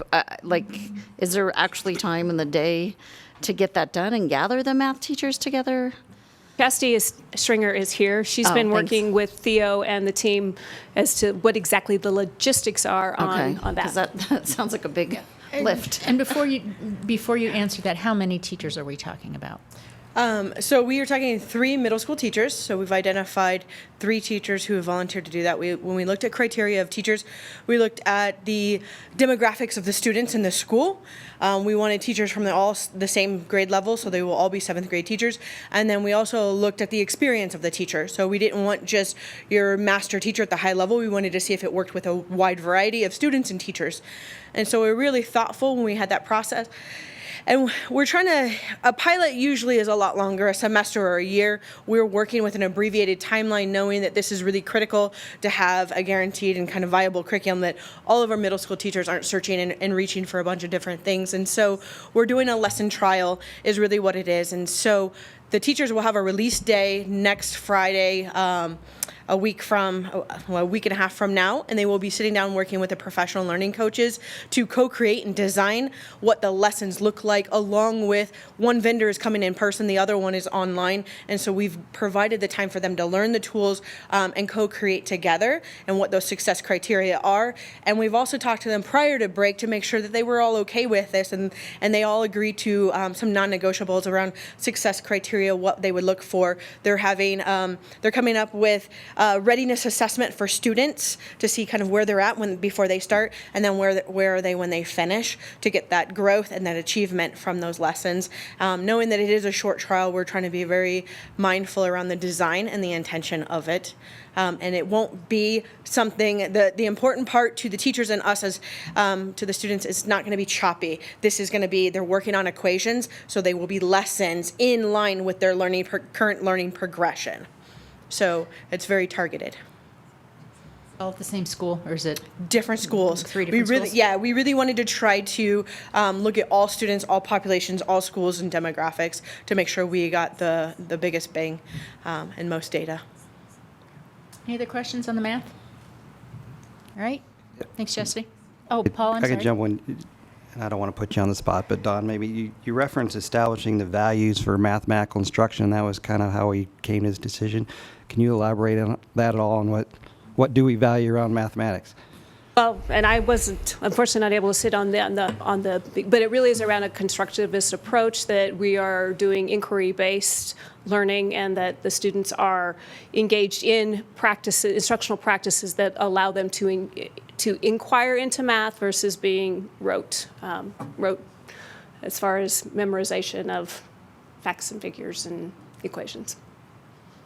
Is that? Yeah, and I'll add to that. Really what we wanted to do is keep the students at the center of everything we looked at, and so we wanted to make sure we took adult actions away. And so we had them kind of do a body biography. What would it look like if you could do math in any way for students in that experience? And so a couple things that rose to the top was the communication piece, having kids work collaboratively together to discuss mathematical thinking and different ways of thinking, and also the engagement part, that it wasn't just something on a worksheet or out of a book, that we wanted to make sure that it was dynamic and then it was flexible for different levels of students, that they would have access to it. That implies a much different PD approach than just learning materials. So briefly, anything you can share with that? Yeah, so we are in the process of really kind of looking at our professional development plan, and we're really getting away from the idea of a plan and looking more at an integrated design. So that technology, one of our criteria going in is that it would have a dual platform. So you'd have a textbook and an online piece that would allow some more personalization of some of the materials. And one of the things that we've been talking about is that professional learning does not stop. It's ongoing. What are the different layers? What are the different supports? And how do we integrate technology? How do we integrate even other things of what evidence am I collecting, how am I providing feedback to students, what communication am I having with parents? That it's a really comprehensive professional learning opportunity that's ongoing commitment to the curriculum. Okay. Should we move on to literacy, I believe is next, right? Yes, Elementary so literacy. with the elementary literacy, the board has previously approved the program that we want to incorporate across the district, and so that is ReadyGen for our K-5. And we also have a few schools within that ReadyGen. What we discovered is there's still some need around a program that would support that foundational phonics at our early grade levels.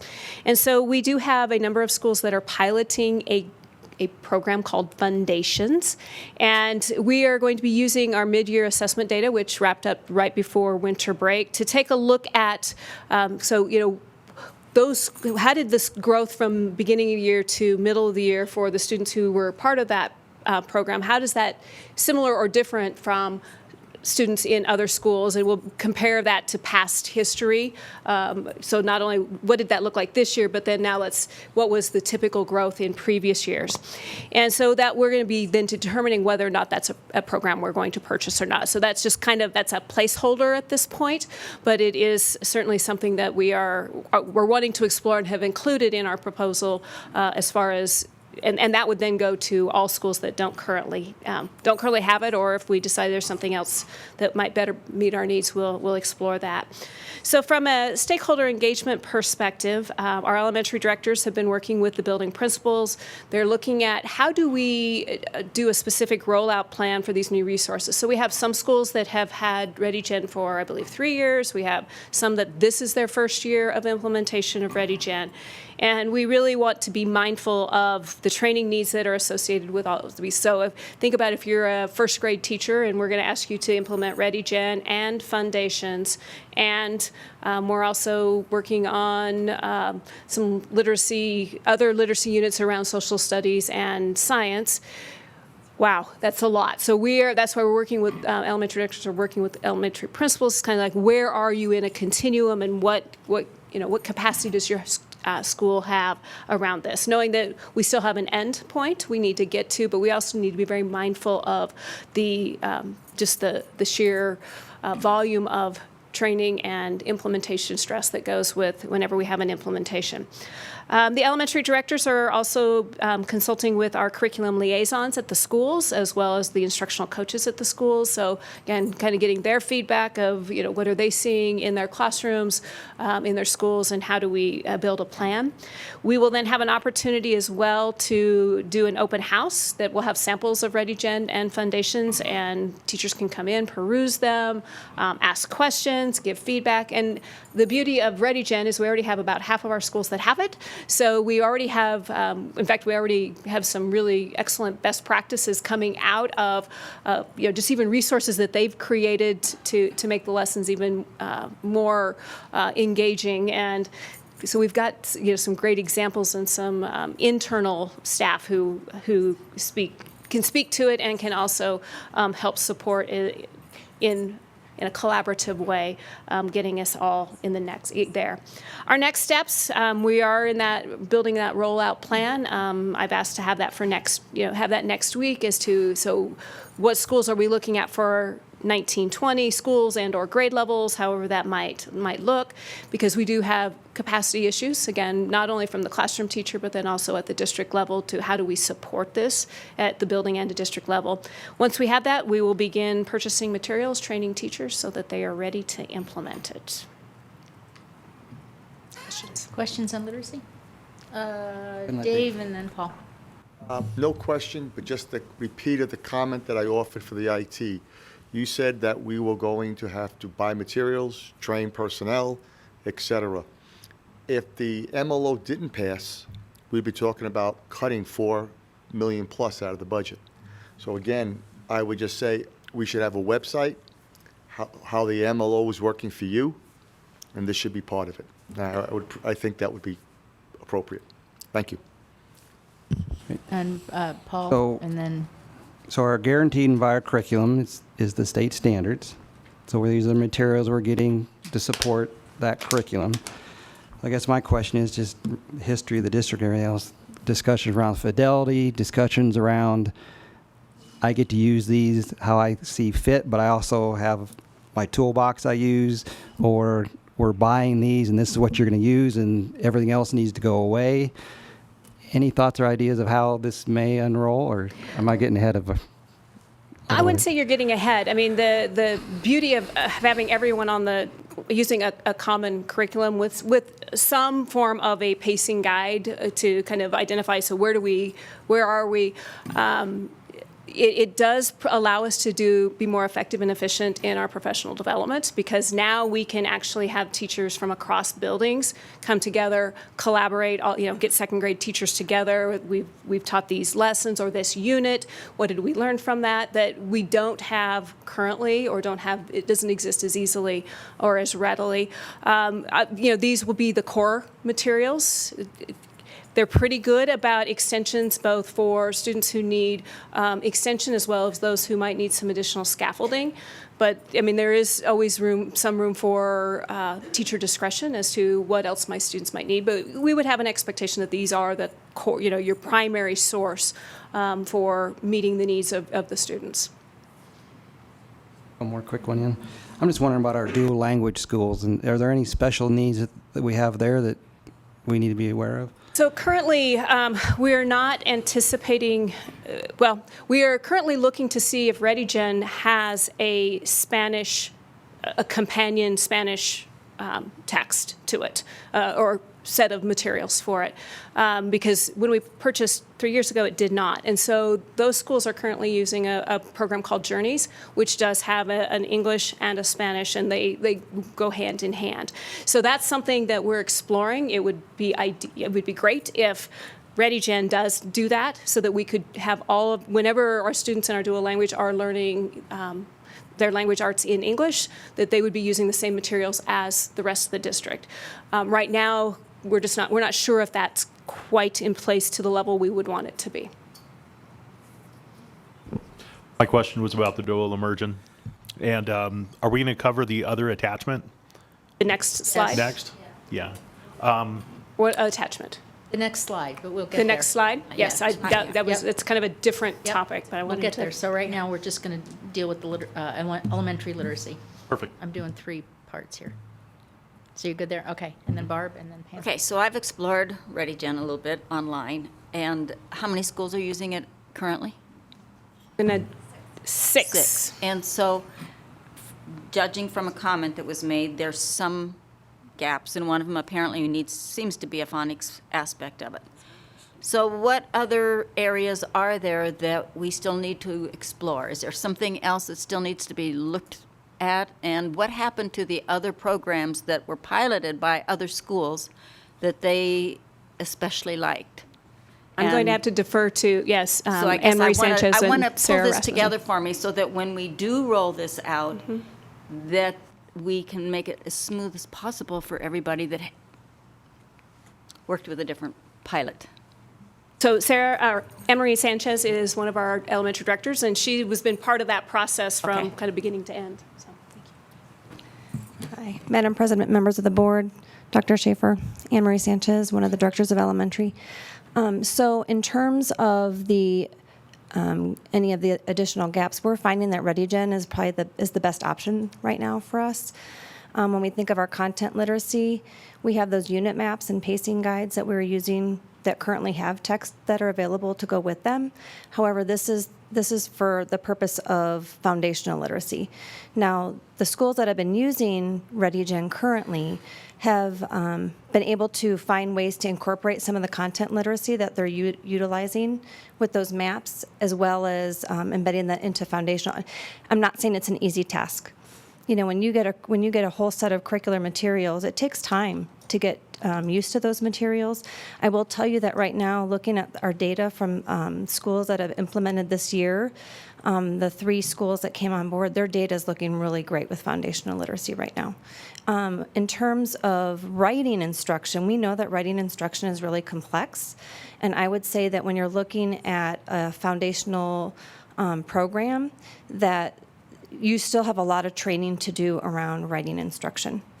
You're going to get how to respond to text a lot through ReadyGen. You're going to have some really great complex text that's available for students to use. It has some really great Part A, Part B, vocabulary building. However, in terms of how to teach writing, is still an area that we're going to have to put an added emphasis on, because it does allow a lot of opportunities for writing, but in terms of actually how to teach the writing, I would say that that's still an area that we're going to have to put some added emphasis. But unless you're purchasing a program that's only teaching writing, when you look at any of the other core foundational materials out there, they're all very similar in that aspect. ReadyGen is, we would say, is probably one of the most rigorous ones that we've seen out there in terms of the complex text that's available, higher order questioning, and all of that. However, the phonics and in the primary K2, that is an area that still is for sure an area of need, and that's why the foundations is being looked at right now. There a pretty good balance between fiction and nonfiction? Yes. Okay. I would, honestly, it's probably a little bit heavier in nonfiction. Good. Okay. Than it is fiction, but there is a good balance. Okay. Oh, other part of that was the fact that there were some schools that piloted different programs. Are they still using those other programs they piloted, some of them? So when we initially implemented the pilot, there were four different programs, I believe, that were being utilized. And through the entire adoption pilot, one of them was actually completely eliminated off the list. It didn't end up in the end completely meeting the criteria that we had put forth through the adoption. So through the pilot. And so it did not even meet that list, and that was Wonders, and so that one was eliminated completely. And then Reading Street, we found it just wasn't. It's another Pearson product, which is ReadyGen is a Pearson product as well. However, we didn't feel that was as rigorous either, and so the schools that were using that moved to Journeys, and that was our dual immersion schools, because they were using they needed the program in English and in Spanish. Now ReadyGen does have a biliteracy component to it. However, if we would move to that, you're talking about Truscott Elementary School changing a program for the third time. And is that best practice either? So right now, Cottonwood Plains and Truscott are both utilizing Journeys. That's the Houghton Mifflin product? Mm-hmm. Okay. Yeah. Thank you. That just clarifies for me. Did you still have a question? Oh, I was just kind of Did that going back answer to it? Journeys. So what will happen with Journeys? Is that just done? Is that like Wonders? It will just be... No, I think she just said they're going to keep it at. Those schools are going to continue using that at the current time right now. Okay. We'll see, obviously, their data, both of the schools that are using it, they came off of priority improvement. They're in performance right now. The materials, they've had, training on those materials. They're continuing to utilize those materials with high implementation, and they're seeing success. So right now with Journeys, I don't anticipate that those materials would be replaced. So they unfortunately wouldn't be utilizing the same resources that the other Okay, so schools. every other school will be on ReadyGen. Is there a Yeah. reason why Journeys won't be used in the other schools? Honestly, the 2014 version was rated higher than the 2017 version, and so it's not on the list of approved programs that we would want to utilize Rated by, by the state. oh, by the state. Okay. And ReadyGen has stayed, By, obviously. I believe so. Yeah. Mhm. I honestly have to take a look at the list. I'm saying that without, but I believe so. Yeah. Gentlemen, We questions? just don't down want here? one that was taken off the list. Right. okay. Right. Because Jeff, of the Dave? not meeting the criteria. So was that hard to have two schools doing one curriculum for literacy, and then I just didn't know like Well, the how whole PD pilot works. in and of itself and the adoption process, having some schools adopt and some schools not, and more schools coming on later because we had some additional funding available. The whole process has been extremely messy. We're just excited that schools are going to have some similar materials to utilize and continue moving forward and pressing forward with some good training. So And it's, then you'll look at the data from foundations yes. after. Mhm. Okay, so that's Yeah. only been this fall And we have semester. to remember, too, that they have their own internal assessments with foundations that are specifically around phonics. So when you look at our diagnostic assessment with iReady, you're looking at 5 different areas that are being assessed. We're looking at foundations as being a component that's filling a gap of phonics. So we really want to look, we can't just look at the whole entire aspect of it. We hope that it would transfer, but really when you're looking at the foundations, the data that we're really going to have to take a close look at is going to be the data around the phonics. Because that was the area that even when we were looking at our data previously, phonics was our lowest scoring area in the primary grades.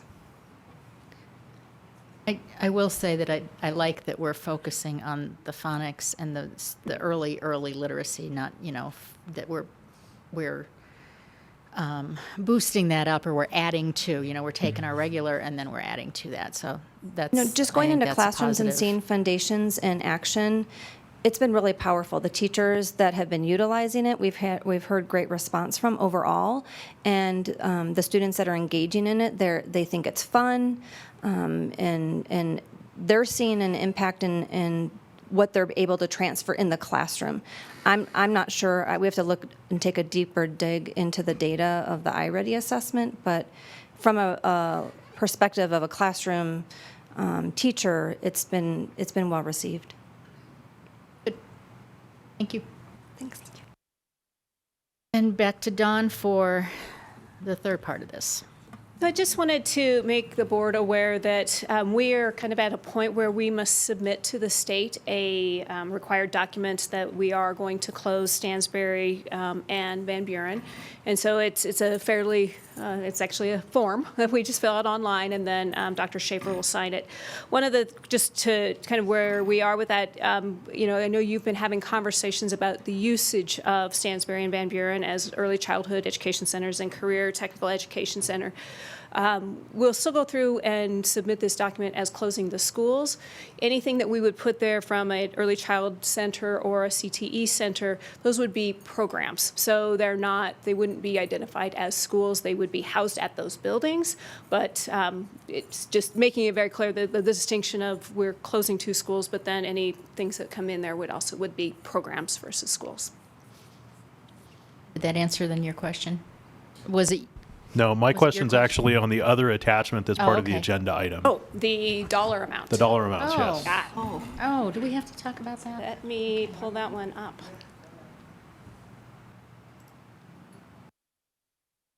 All right.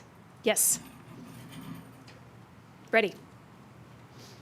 Okay, so I did, There it is. yeah, there we go. Wendy's in charge of that one, I think. Right? Yes. I did a little poking around and kind of looked at some numbers, and these are actually pretty competitive.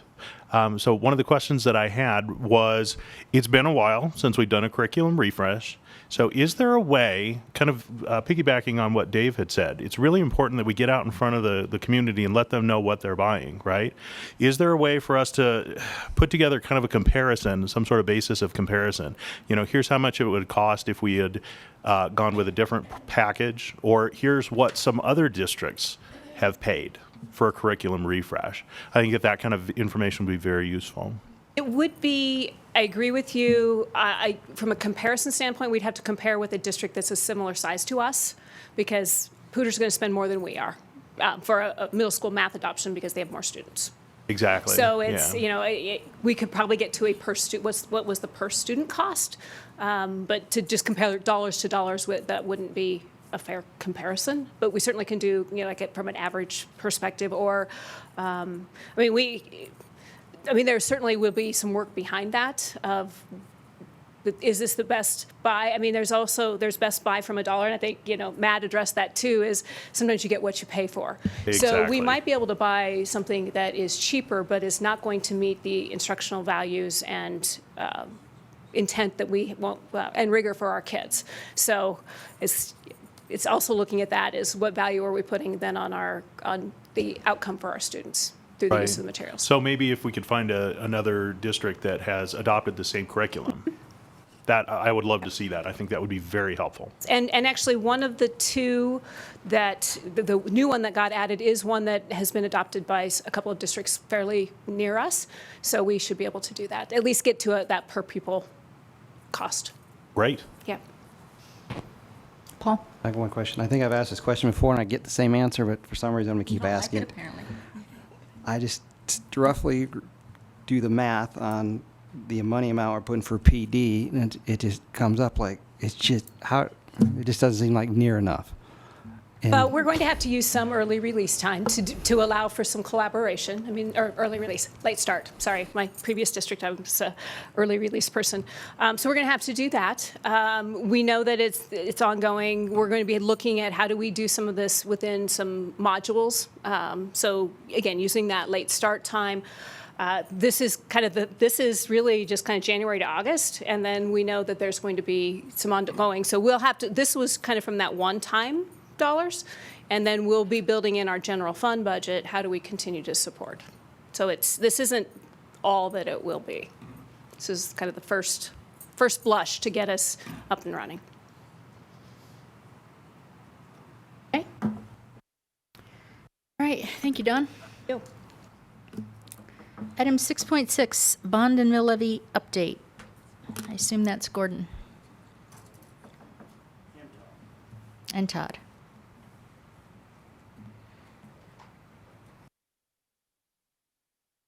Madam President, Dr. Schaefer, members of the board, I'm Gordon Jones, Chief Financial Officer for the district. So to provide a brief update on the current status of the mill levy override and the bond, I'll give some financial highlights and more on the MLO side, and then Todd will be able to talk about more of the specifics from a bond perspective. So from a financial aspect for the mill levy override, really just a couple quick updates. The Citizens Mill Levy Override Audit Committee, or CMAC as it's been labeled, had our kickoff meeting before holiday break. We had most of the members there. I think there were 4 that weren't. I've heard from 2 of those since then, so I'm still trying to contact the other 2, but it was a very energetic meeting, a very engaged group, really just a meet and greet type thing. But it was a good group, very engaged, very interested in the process. I'm looking forward to being a part of that committee to help facilitate their work. Certainly it's the committee's work, but I'm looking forward to the ability to having the opportunity to be able to work with that group. Then the one-time dollars that we've heard talked about this evening from an IT perspective and from a curriculum perspective. There are mill levy override dollars that are available in the 18-19 budget year that we're in right now. We'll start collecting those dollars in approximately March from the county assessors, or the county treasurers, actually. We'll build into the amended budget several items that were called for in the MLO. And you can see those listed here. It's $13.8 million of new revenue that will be available in 18-19. Some of the items that we're using those dollars for planned use, pending the board's decisions: expansion of the SRO program, the elementary literacy and middle school math adoptions that we've just heard about, technology update and upgrade that we've heard about this evening, and the pro rata share of those MLO dollars to the charter schools, which is required by statute. Moving on to the moving on to the bond, the rating presentations were done before the holiday break as well. So in order to sell bonds on the in the marketplace, the district has to have a credit rating for the size of the offering that we have at $149 million of par value for bonds. It's recommended or best practice to have 2 ratings. So therefore, we did rating presentations with Moody's and Standard & Poor's. You can see the rating that we received from Moody's. I should back up a second. There's outstanding debt that the district currently has, and Moody's does rate that on an annual basis. They were the original rating agency, and they continue to rate that. Those bonds are at a AA2 rating, which is the same rating that we received for the offering of the $149 million of general obligation bonds that's planned. So AA2 is a very strong rating. In quotes there, you can see the description that Moody's puts to that, meaning, or as it states, obligations rated AA are judged to be of high quality and are subject to very low credit risk. These are investment grade, that's an investment grade rating, so the district is rated very highly from that standpoint.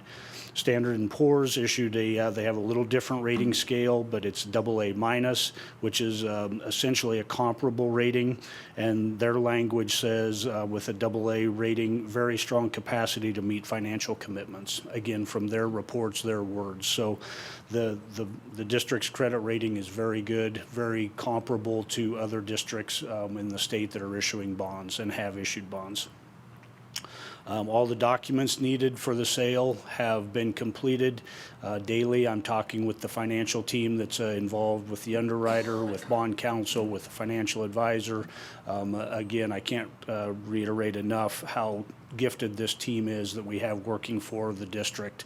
It's been a great process, a lot of work, a lot of documents, a lot of legalese to get to this point, but it's a great group to work with, and I have the utmost confidence in the group that we have in place.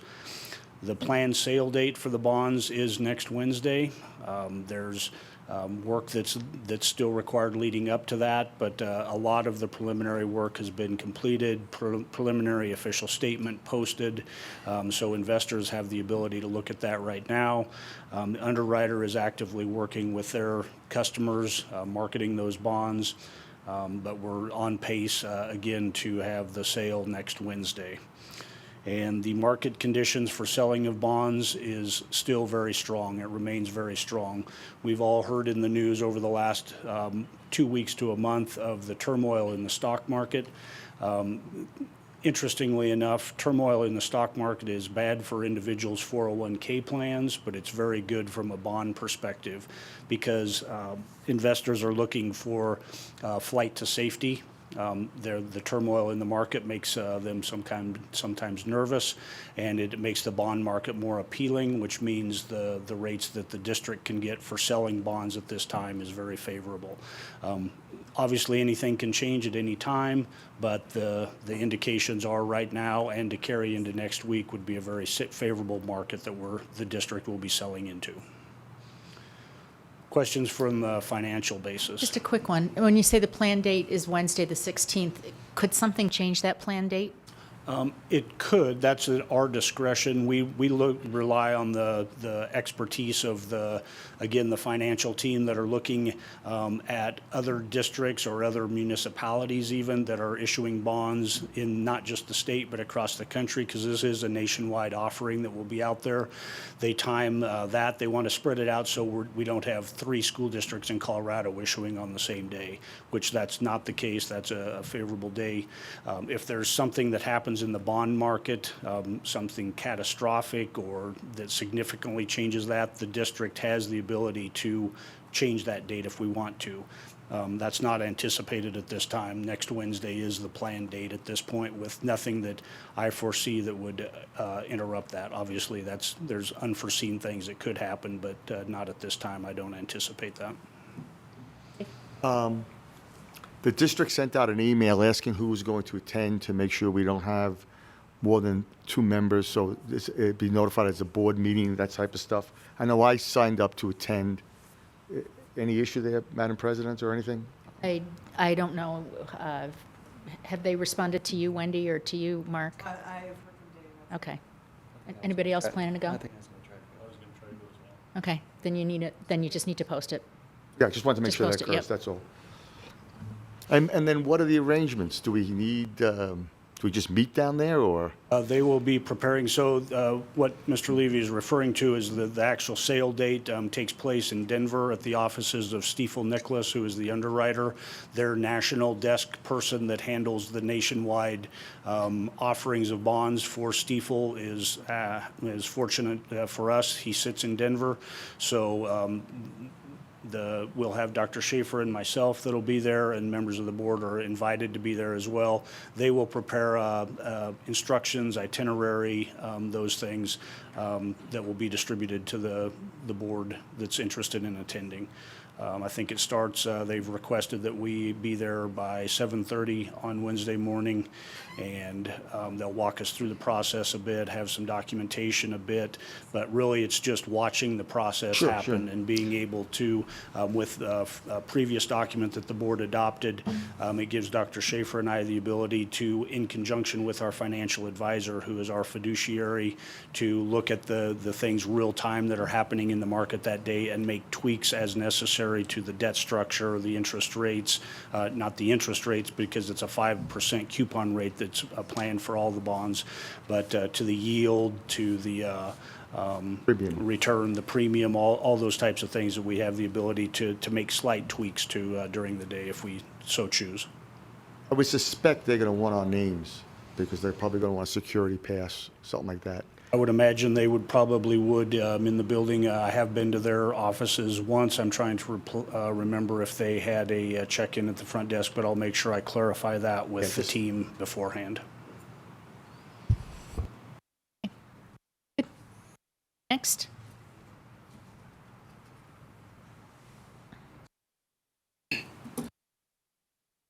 Madam President, members of the board, Dr. Schaefer, Todd Piccone, Chief Operations Officer. The purpose of this update is really brief, just to give an update of the work we've completed really from November to today. So I believe in the next week or so, we actually have a 2-hour session planned to go in depth on really the bond details that were referred to. So After the sales of the bond. it'll be after the sales of the bonds, yes. And at that point, we'll go in a lot of detail about cash flows and all the other fun numbers. So since November, one piece we worked on is communication strategies, and Mike and his team has done a great job of putting together a TSD bond website. And right now it is, there's not much on there, but it's the development of it that was important. And then as all this work starts, it'll all start going on there. You also see that the first CBOC meeting minutes are on there.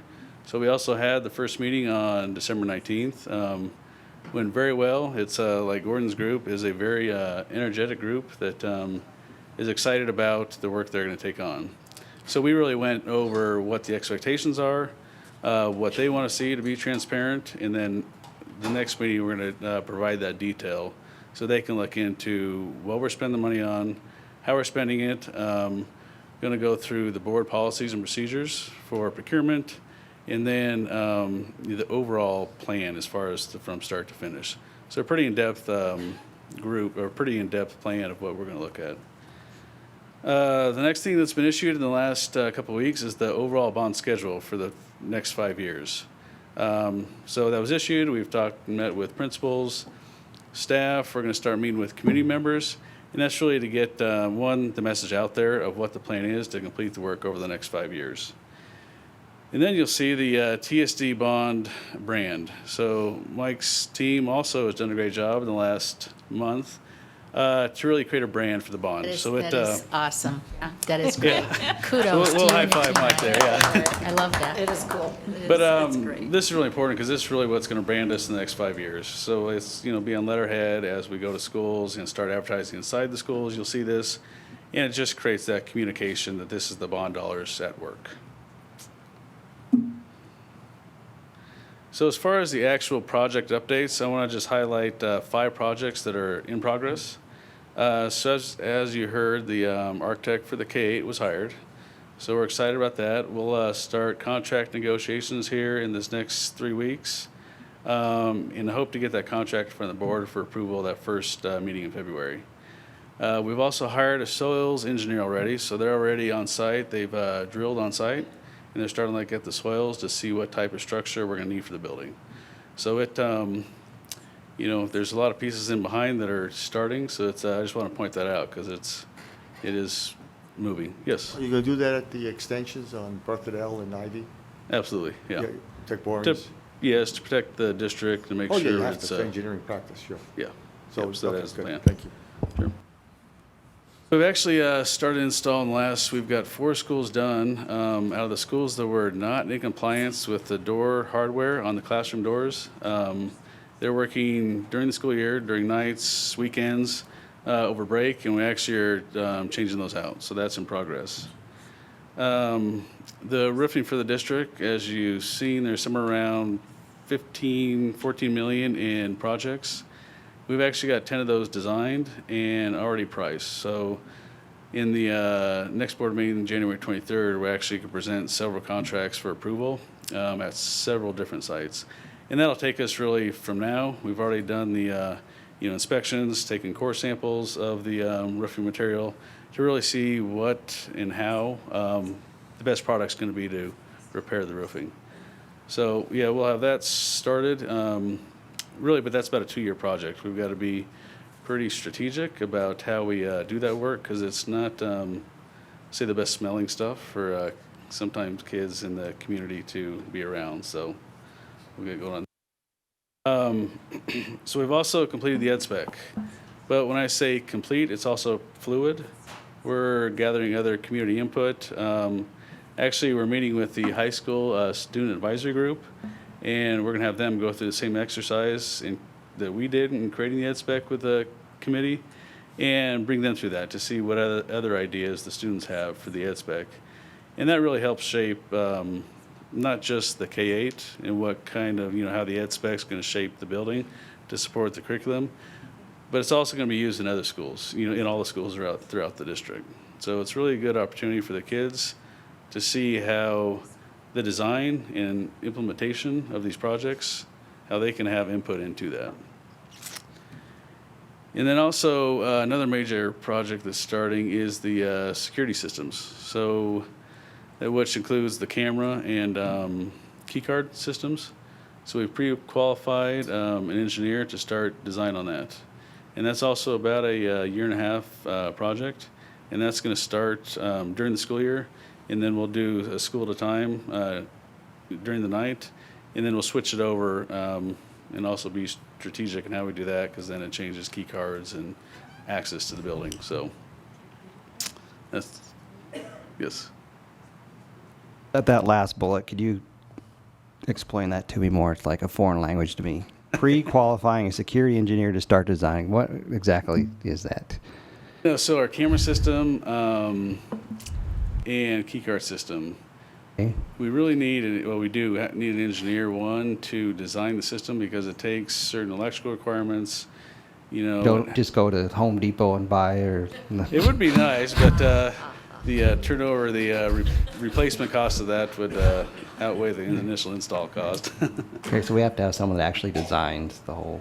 Okay. Yeah, it's a massive infrastructure. I mean, it's similar to putting in, really, as Matt referred to, in an IT infrastructure. It's the same concept. It's all over the internet. So it's all centralized. Comes back to a centralized server. So there's computer servers. There's IT wiring. It's really a computer system that is designed that these systems run over now. At one time, they were an analog or a site-based system to where, you're right, you put a camera in and it runs to this computer. But now with the digital software and digital cameras, it takes a network to actually run all that system. Is that? Best you can, yeah.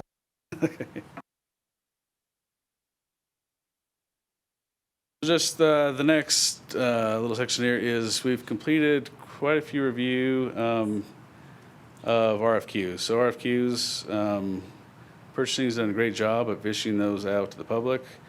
We've gotten stacks and stacks of responses. So we've been, the team has spent quite a bit of time in a conference room that it's been very exciting process, but it's been neat to see the amount of interest that the district's had in the work. So we've really taken each one of these pre-qual, taken the time to go through everyone's pre-qualification and make sure they're qualified to do work in the district. So tomorrow we're hiring some project management to actually start to implement this work. So we've got interviews all day tomorrow, and the plan is to hire 2 to 3 in this month and then 1 in the next year. And also some more detail that will come out in the next presentation is cash flows. So how much are we going to spend each month in the next 5 years, what projects, how much those projects are going to push out, how much work is going to be done. So we have all of that projected out for the next 5 years. A lot by the large projects. So the K-8 has its own cash flow, and then we've got separate projects for the projects by year. So you can see that the bank of projects that are done in 2021, those are going to be done over 8 months, and then it shows how much is going to be billed out by year, which is part of the requirements of the cell, because we have to actually produce 85% of the work in the first 3 years. So it's somewhere around $150 million worth of work in 3 years. That's the brief update for now. Any questions? I think this might be more for Gordon, but I just trying to figure out somewhere to ask this question here. Anything we need to know about if this government shutdown lasts weeks to months to years? Anything going on with you that impacts? Or Gordon, you can answer when you come up next. Is there anything that should be on our radar that's going to affect any of this? I think Gordon was going to take that question. Okay. Yeah. We can wait till it's his turn. No. That was easy. All right. I'm writing that down. I do have one question. When you talk about the bond staff, hiring the bond staff, those staff are paid for out of the bond proceeds, correct? Not the general fund? Correct. So they are term limited. And that was anticipated in the 149 million. It's not taken away from classroom instruction, janitorial, bus drivers. No, that was a separate cost carried within that number. Okay. Yes. Dave? I was impressed when Matt proposed high school people for IT, answer the simple questions, the geek squad, so to speak.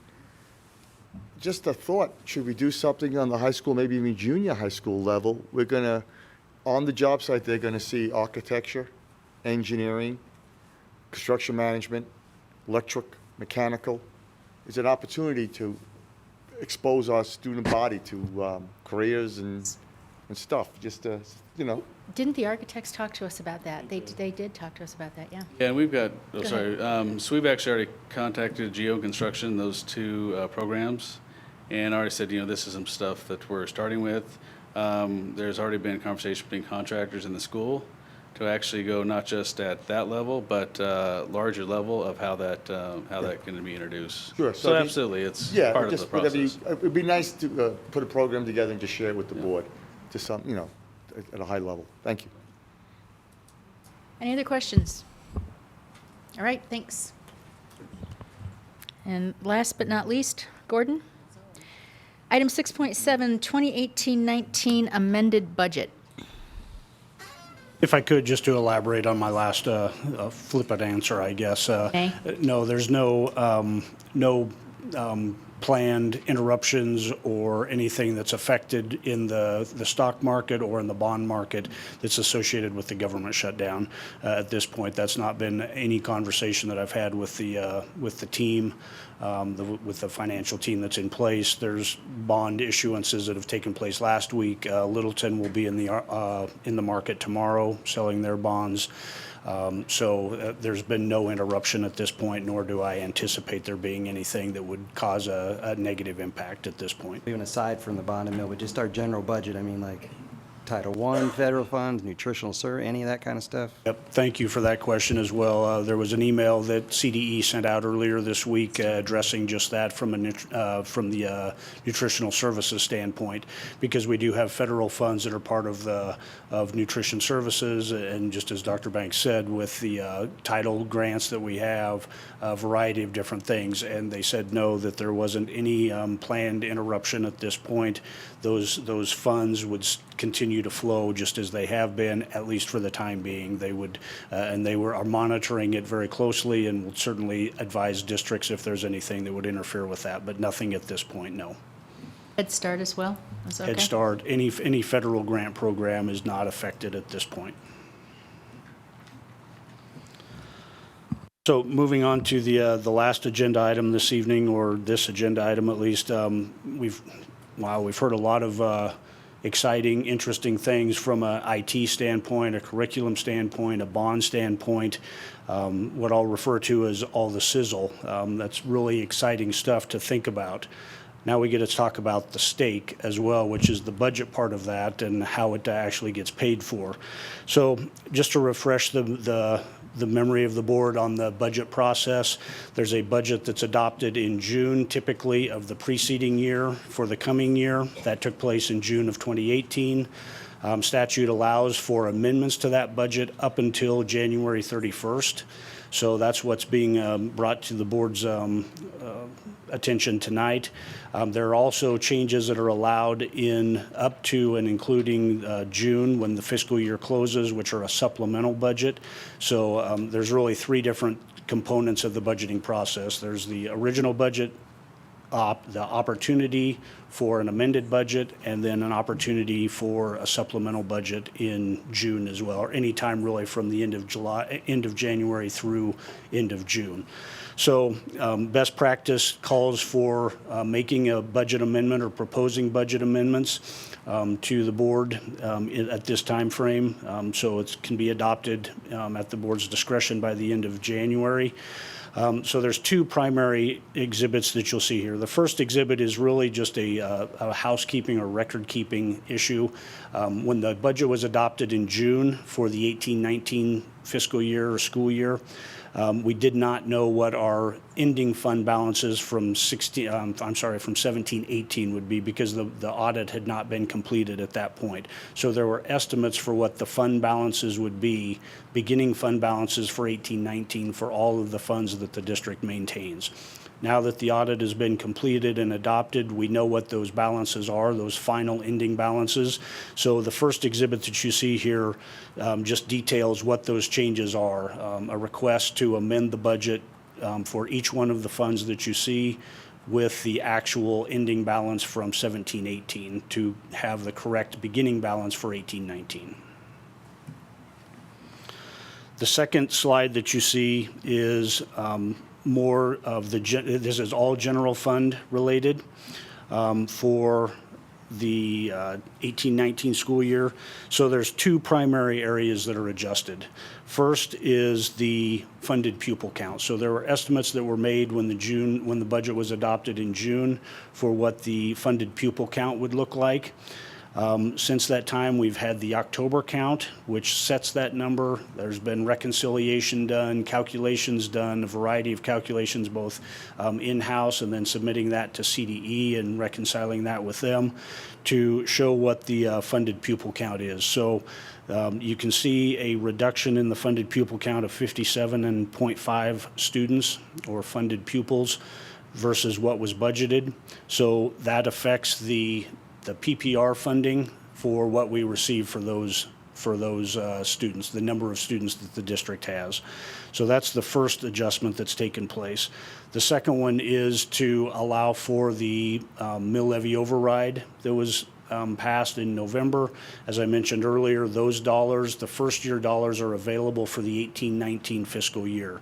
So the budget is being adjusted, as you can see on row 15, at $13.8 million. That's the collection of the revenue that's anticipated for this year, for the 18-19 year, and then various other adjustments that have taken place. So if you get to row 30 through 35 shows you the expenditures. So there we'll talk about one adjustment that is outside of the MLO, but is an adjustment that we know of, is for election fees. There were costs associated with that. The dollars came in higher than what was anticipated on the budget, so that's been being requested for adjustment here. And then the next items, 31 through 34, are all those items that we've talked about from the general fund standpoint. So you can see the SRO program expansion, the charter portion of the MLO funds, the curriculum adoptions that have been presented tonight, and the technology upgrades that have been presented tonight. Then the rest, the transfers, are really just a reallocation for the transfers that we do for our early childhood program, the Colorado preschool programs, and then the charter allocations, because their funded pupil count has changed as well, which is part of that 57 funded pupil adjustment that you saw up above. So it's the adjustments that have been made there. Ultimately, the changes here result in an increase in revenue, adjusting a couple other things of 12.6 million, and then some expenditure adjustments and all those other items that I mentioned result in a net change in the fund balance, or the revenue versus expenses, of $6.4 million to the positive for the 18-19 year. That 6.3 or $6.4 million is intended to satisfy the deficit budget that was originally adopted at $4.9 million, and actually results in an increase to fund balance, which reverses the trend that the district has seen over the last 4 or 5 years. Now it will add to fund balance at the rate of about $1.5 million, as is being proposed on this amended budget. Back up to the previous slide. Could you tell us more about the Memorial Trust and what all is included in student activities? Memorial Trust is a fiduciary fund, is the term for it. Those are dollars that have been donated to the district. The district serves as a fiduciary for awarding on very specific standards what the families or the individuals that have donated those funds want those dollars to be used on. So it's it's scholarships that are provided. There's a scholarship program with very specific guidelines. The reason I'm going to skip that, but that's what the purpose of that fund is the dollars that have been donated to the district that are not available for general fund or any other purposes. They're very specific, just as all the funds are, very specific in their nature of what they can be used for. But the Memorial Fund is specifically that, dollars that have been donated by individuals. It's not a single trust, it's not a single trust. That's just the name of the fund that's used. But I think there's only 2 or 3 programs or scholarships that are funded from that. And again, it's laid out by the wishes of the families or the trusts. Sometimes it's a former employee that has passed away and had a trust, and part of that trust was to donate dollars to the district to be used for very specific purposes, for typically scholarships for graduating seniors in the district, or for a particular school if that's what the donor requested. And then, I'm sorry, the student activities, Yes. is that the other one? So that is the fundraising that's typically done. If the band has a fundraiser or an athletic team has a fundraiser, those dollars are what is in there. Again, dollars that are not available for district purposes. They are very specifically tracked, very detailed in knowing what the balance is for each one of those. You can imagine in a district our size, how many clubs, sports teams, organizations there are within each school. It's a long list of what those are, and those dollars are very specific when they're collected and spent to make sure they're applied to the correct fundraising program that takes place. Does that include like gate receipts? It would not there, but that would also include, it wouldn't be there, no, it's not gate receipts that are in that. It's really intended to be those, the fundraising mechanism available to the clubs is the primary activity there. So like PTOs That, that don't have their own outside. Correct, that don't manage their funds individually, those would be included in this amount as well. Does the district have a fund, or do we track like gate receipts and stuff for individual schools, or is that strictly their discretion and they control it totally, or? The Student Activities Fund is, again, very specific that those clubs or those organizations, those groups control those funds. If you look at fee supported, which is on row 6, that's more of the gate receipts or the student fees that we've talked about earlier this evening as well. That's where those go for fee supported. Same as tuition-based programs, so the early childhood or full-day kindergarten that are tuition-based programs, those are fee supported. That's where those dollars would flow through. Just since we're on that topic, I just had this thought. Are those all put in one bucket? So does it matter where the gate receipt came from? For instance, was it a baseball game at Mountain View versus a football game at Thompson Valley versus a basketball game at Loveland High? Is that just all go in there, or do they actually keep it all separate? Those are separate, so the schools know what their balance is by a school-by-school basis. Yeah, just as Mike Aragon talked about earlier, they collect gate receipts from football and basketball are the two primary revenue-generating gate receipts that then have to be used over the full course of the year, stretched over the course of the year. So those are definitely associated with individual schools, yes. Can you give me a quick explanation? Exhibit 2, line 10. Exactly what are we looking at and what happened there? It's really the change in the assessed valuations, the final assessed valuations that came in. So it's part of the state equalization program, the state backfill program. So as more is collected locally, so if you see on line 8 and 9, those are local dollars that are being collected. The state says, great, here's the amount of money that you should have, but you collected more locally than what we thought, so we are going to reduce the amount of the state share that you would get. I was trying to make those numbers add up and cancel everything else, and they weren't. The reason they don't sum to zero or net to zero is because of the change in the funded pupil count and the slight change that you see on row 12, which is the PPR or per pupil revenue number, went down by $9.93 from what was originally budgeted. So the decrease in the PPR and the decrease in the funded pupil count create that difference. Well, just rough numbers, reduction of 58 students times roughly, we'll say 60 students times 8,000 per student is 480,000 of the 595. So correct, and the remaining 100 or 120,000 is associated with the change in the per pupil revenue number on row 12. That's why I just referred to the per pupil revenue. It is, but it's two components. It's a change in the funded pupil count and a change in the per pupil revenue number. Both of those have to be combined to get to that 595 decrease. Okay, thank you. Any other questions? So this is going to come, we're going to have a revised budget. That's not what it's called.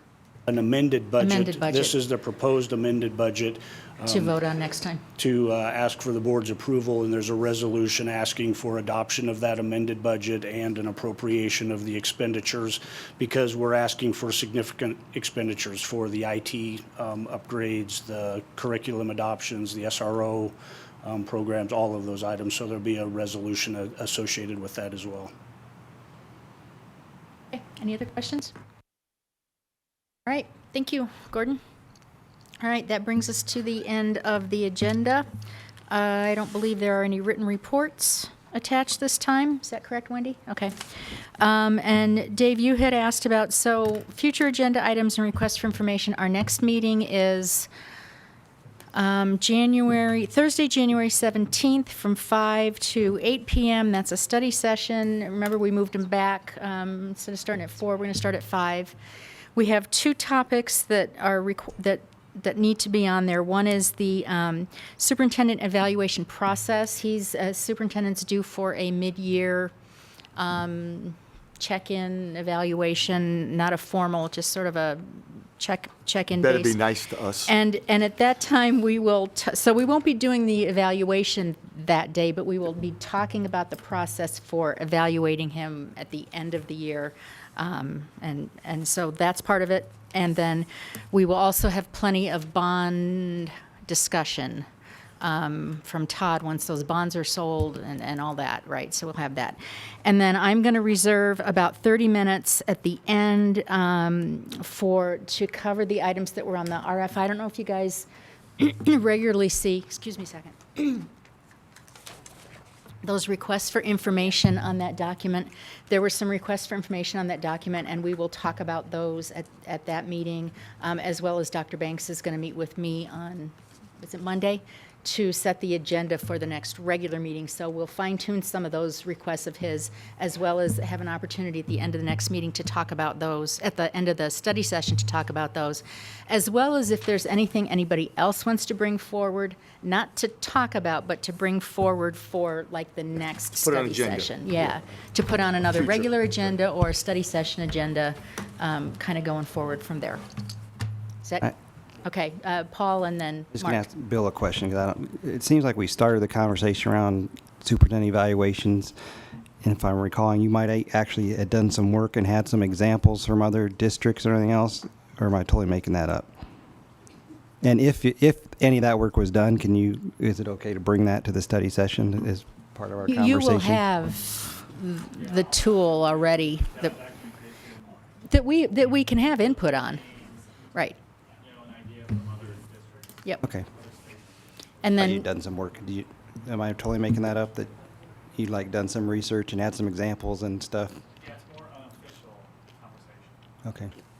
But we still have the opportunity. I mean, it's our tool, and so we still have the opportunity to change if we need to at that point. It's Just a had vague tool that we're memory going to there. use at the end of the school year. There's something you had that I really liked, but I couldn't find it. I was like, I'm sure it'll be this, Paul. I don't remember what it was. Okay.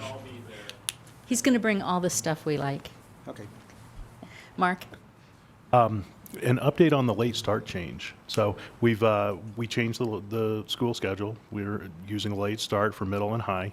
We've been doing that for a semester. So I'd like to hear an update on how that's going, what the reaction is, and if are we seeing any measurable differences? Are you talking bell change or the Wednesday late start? Both. Okay.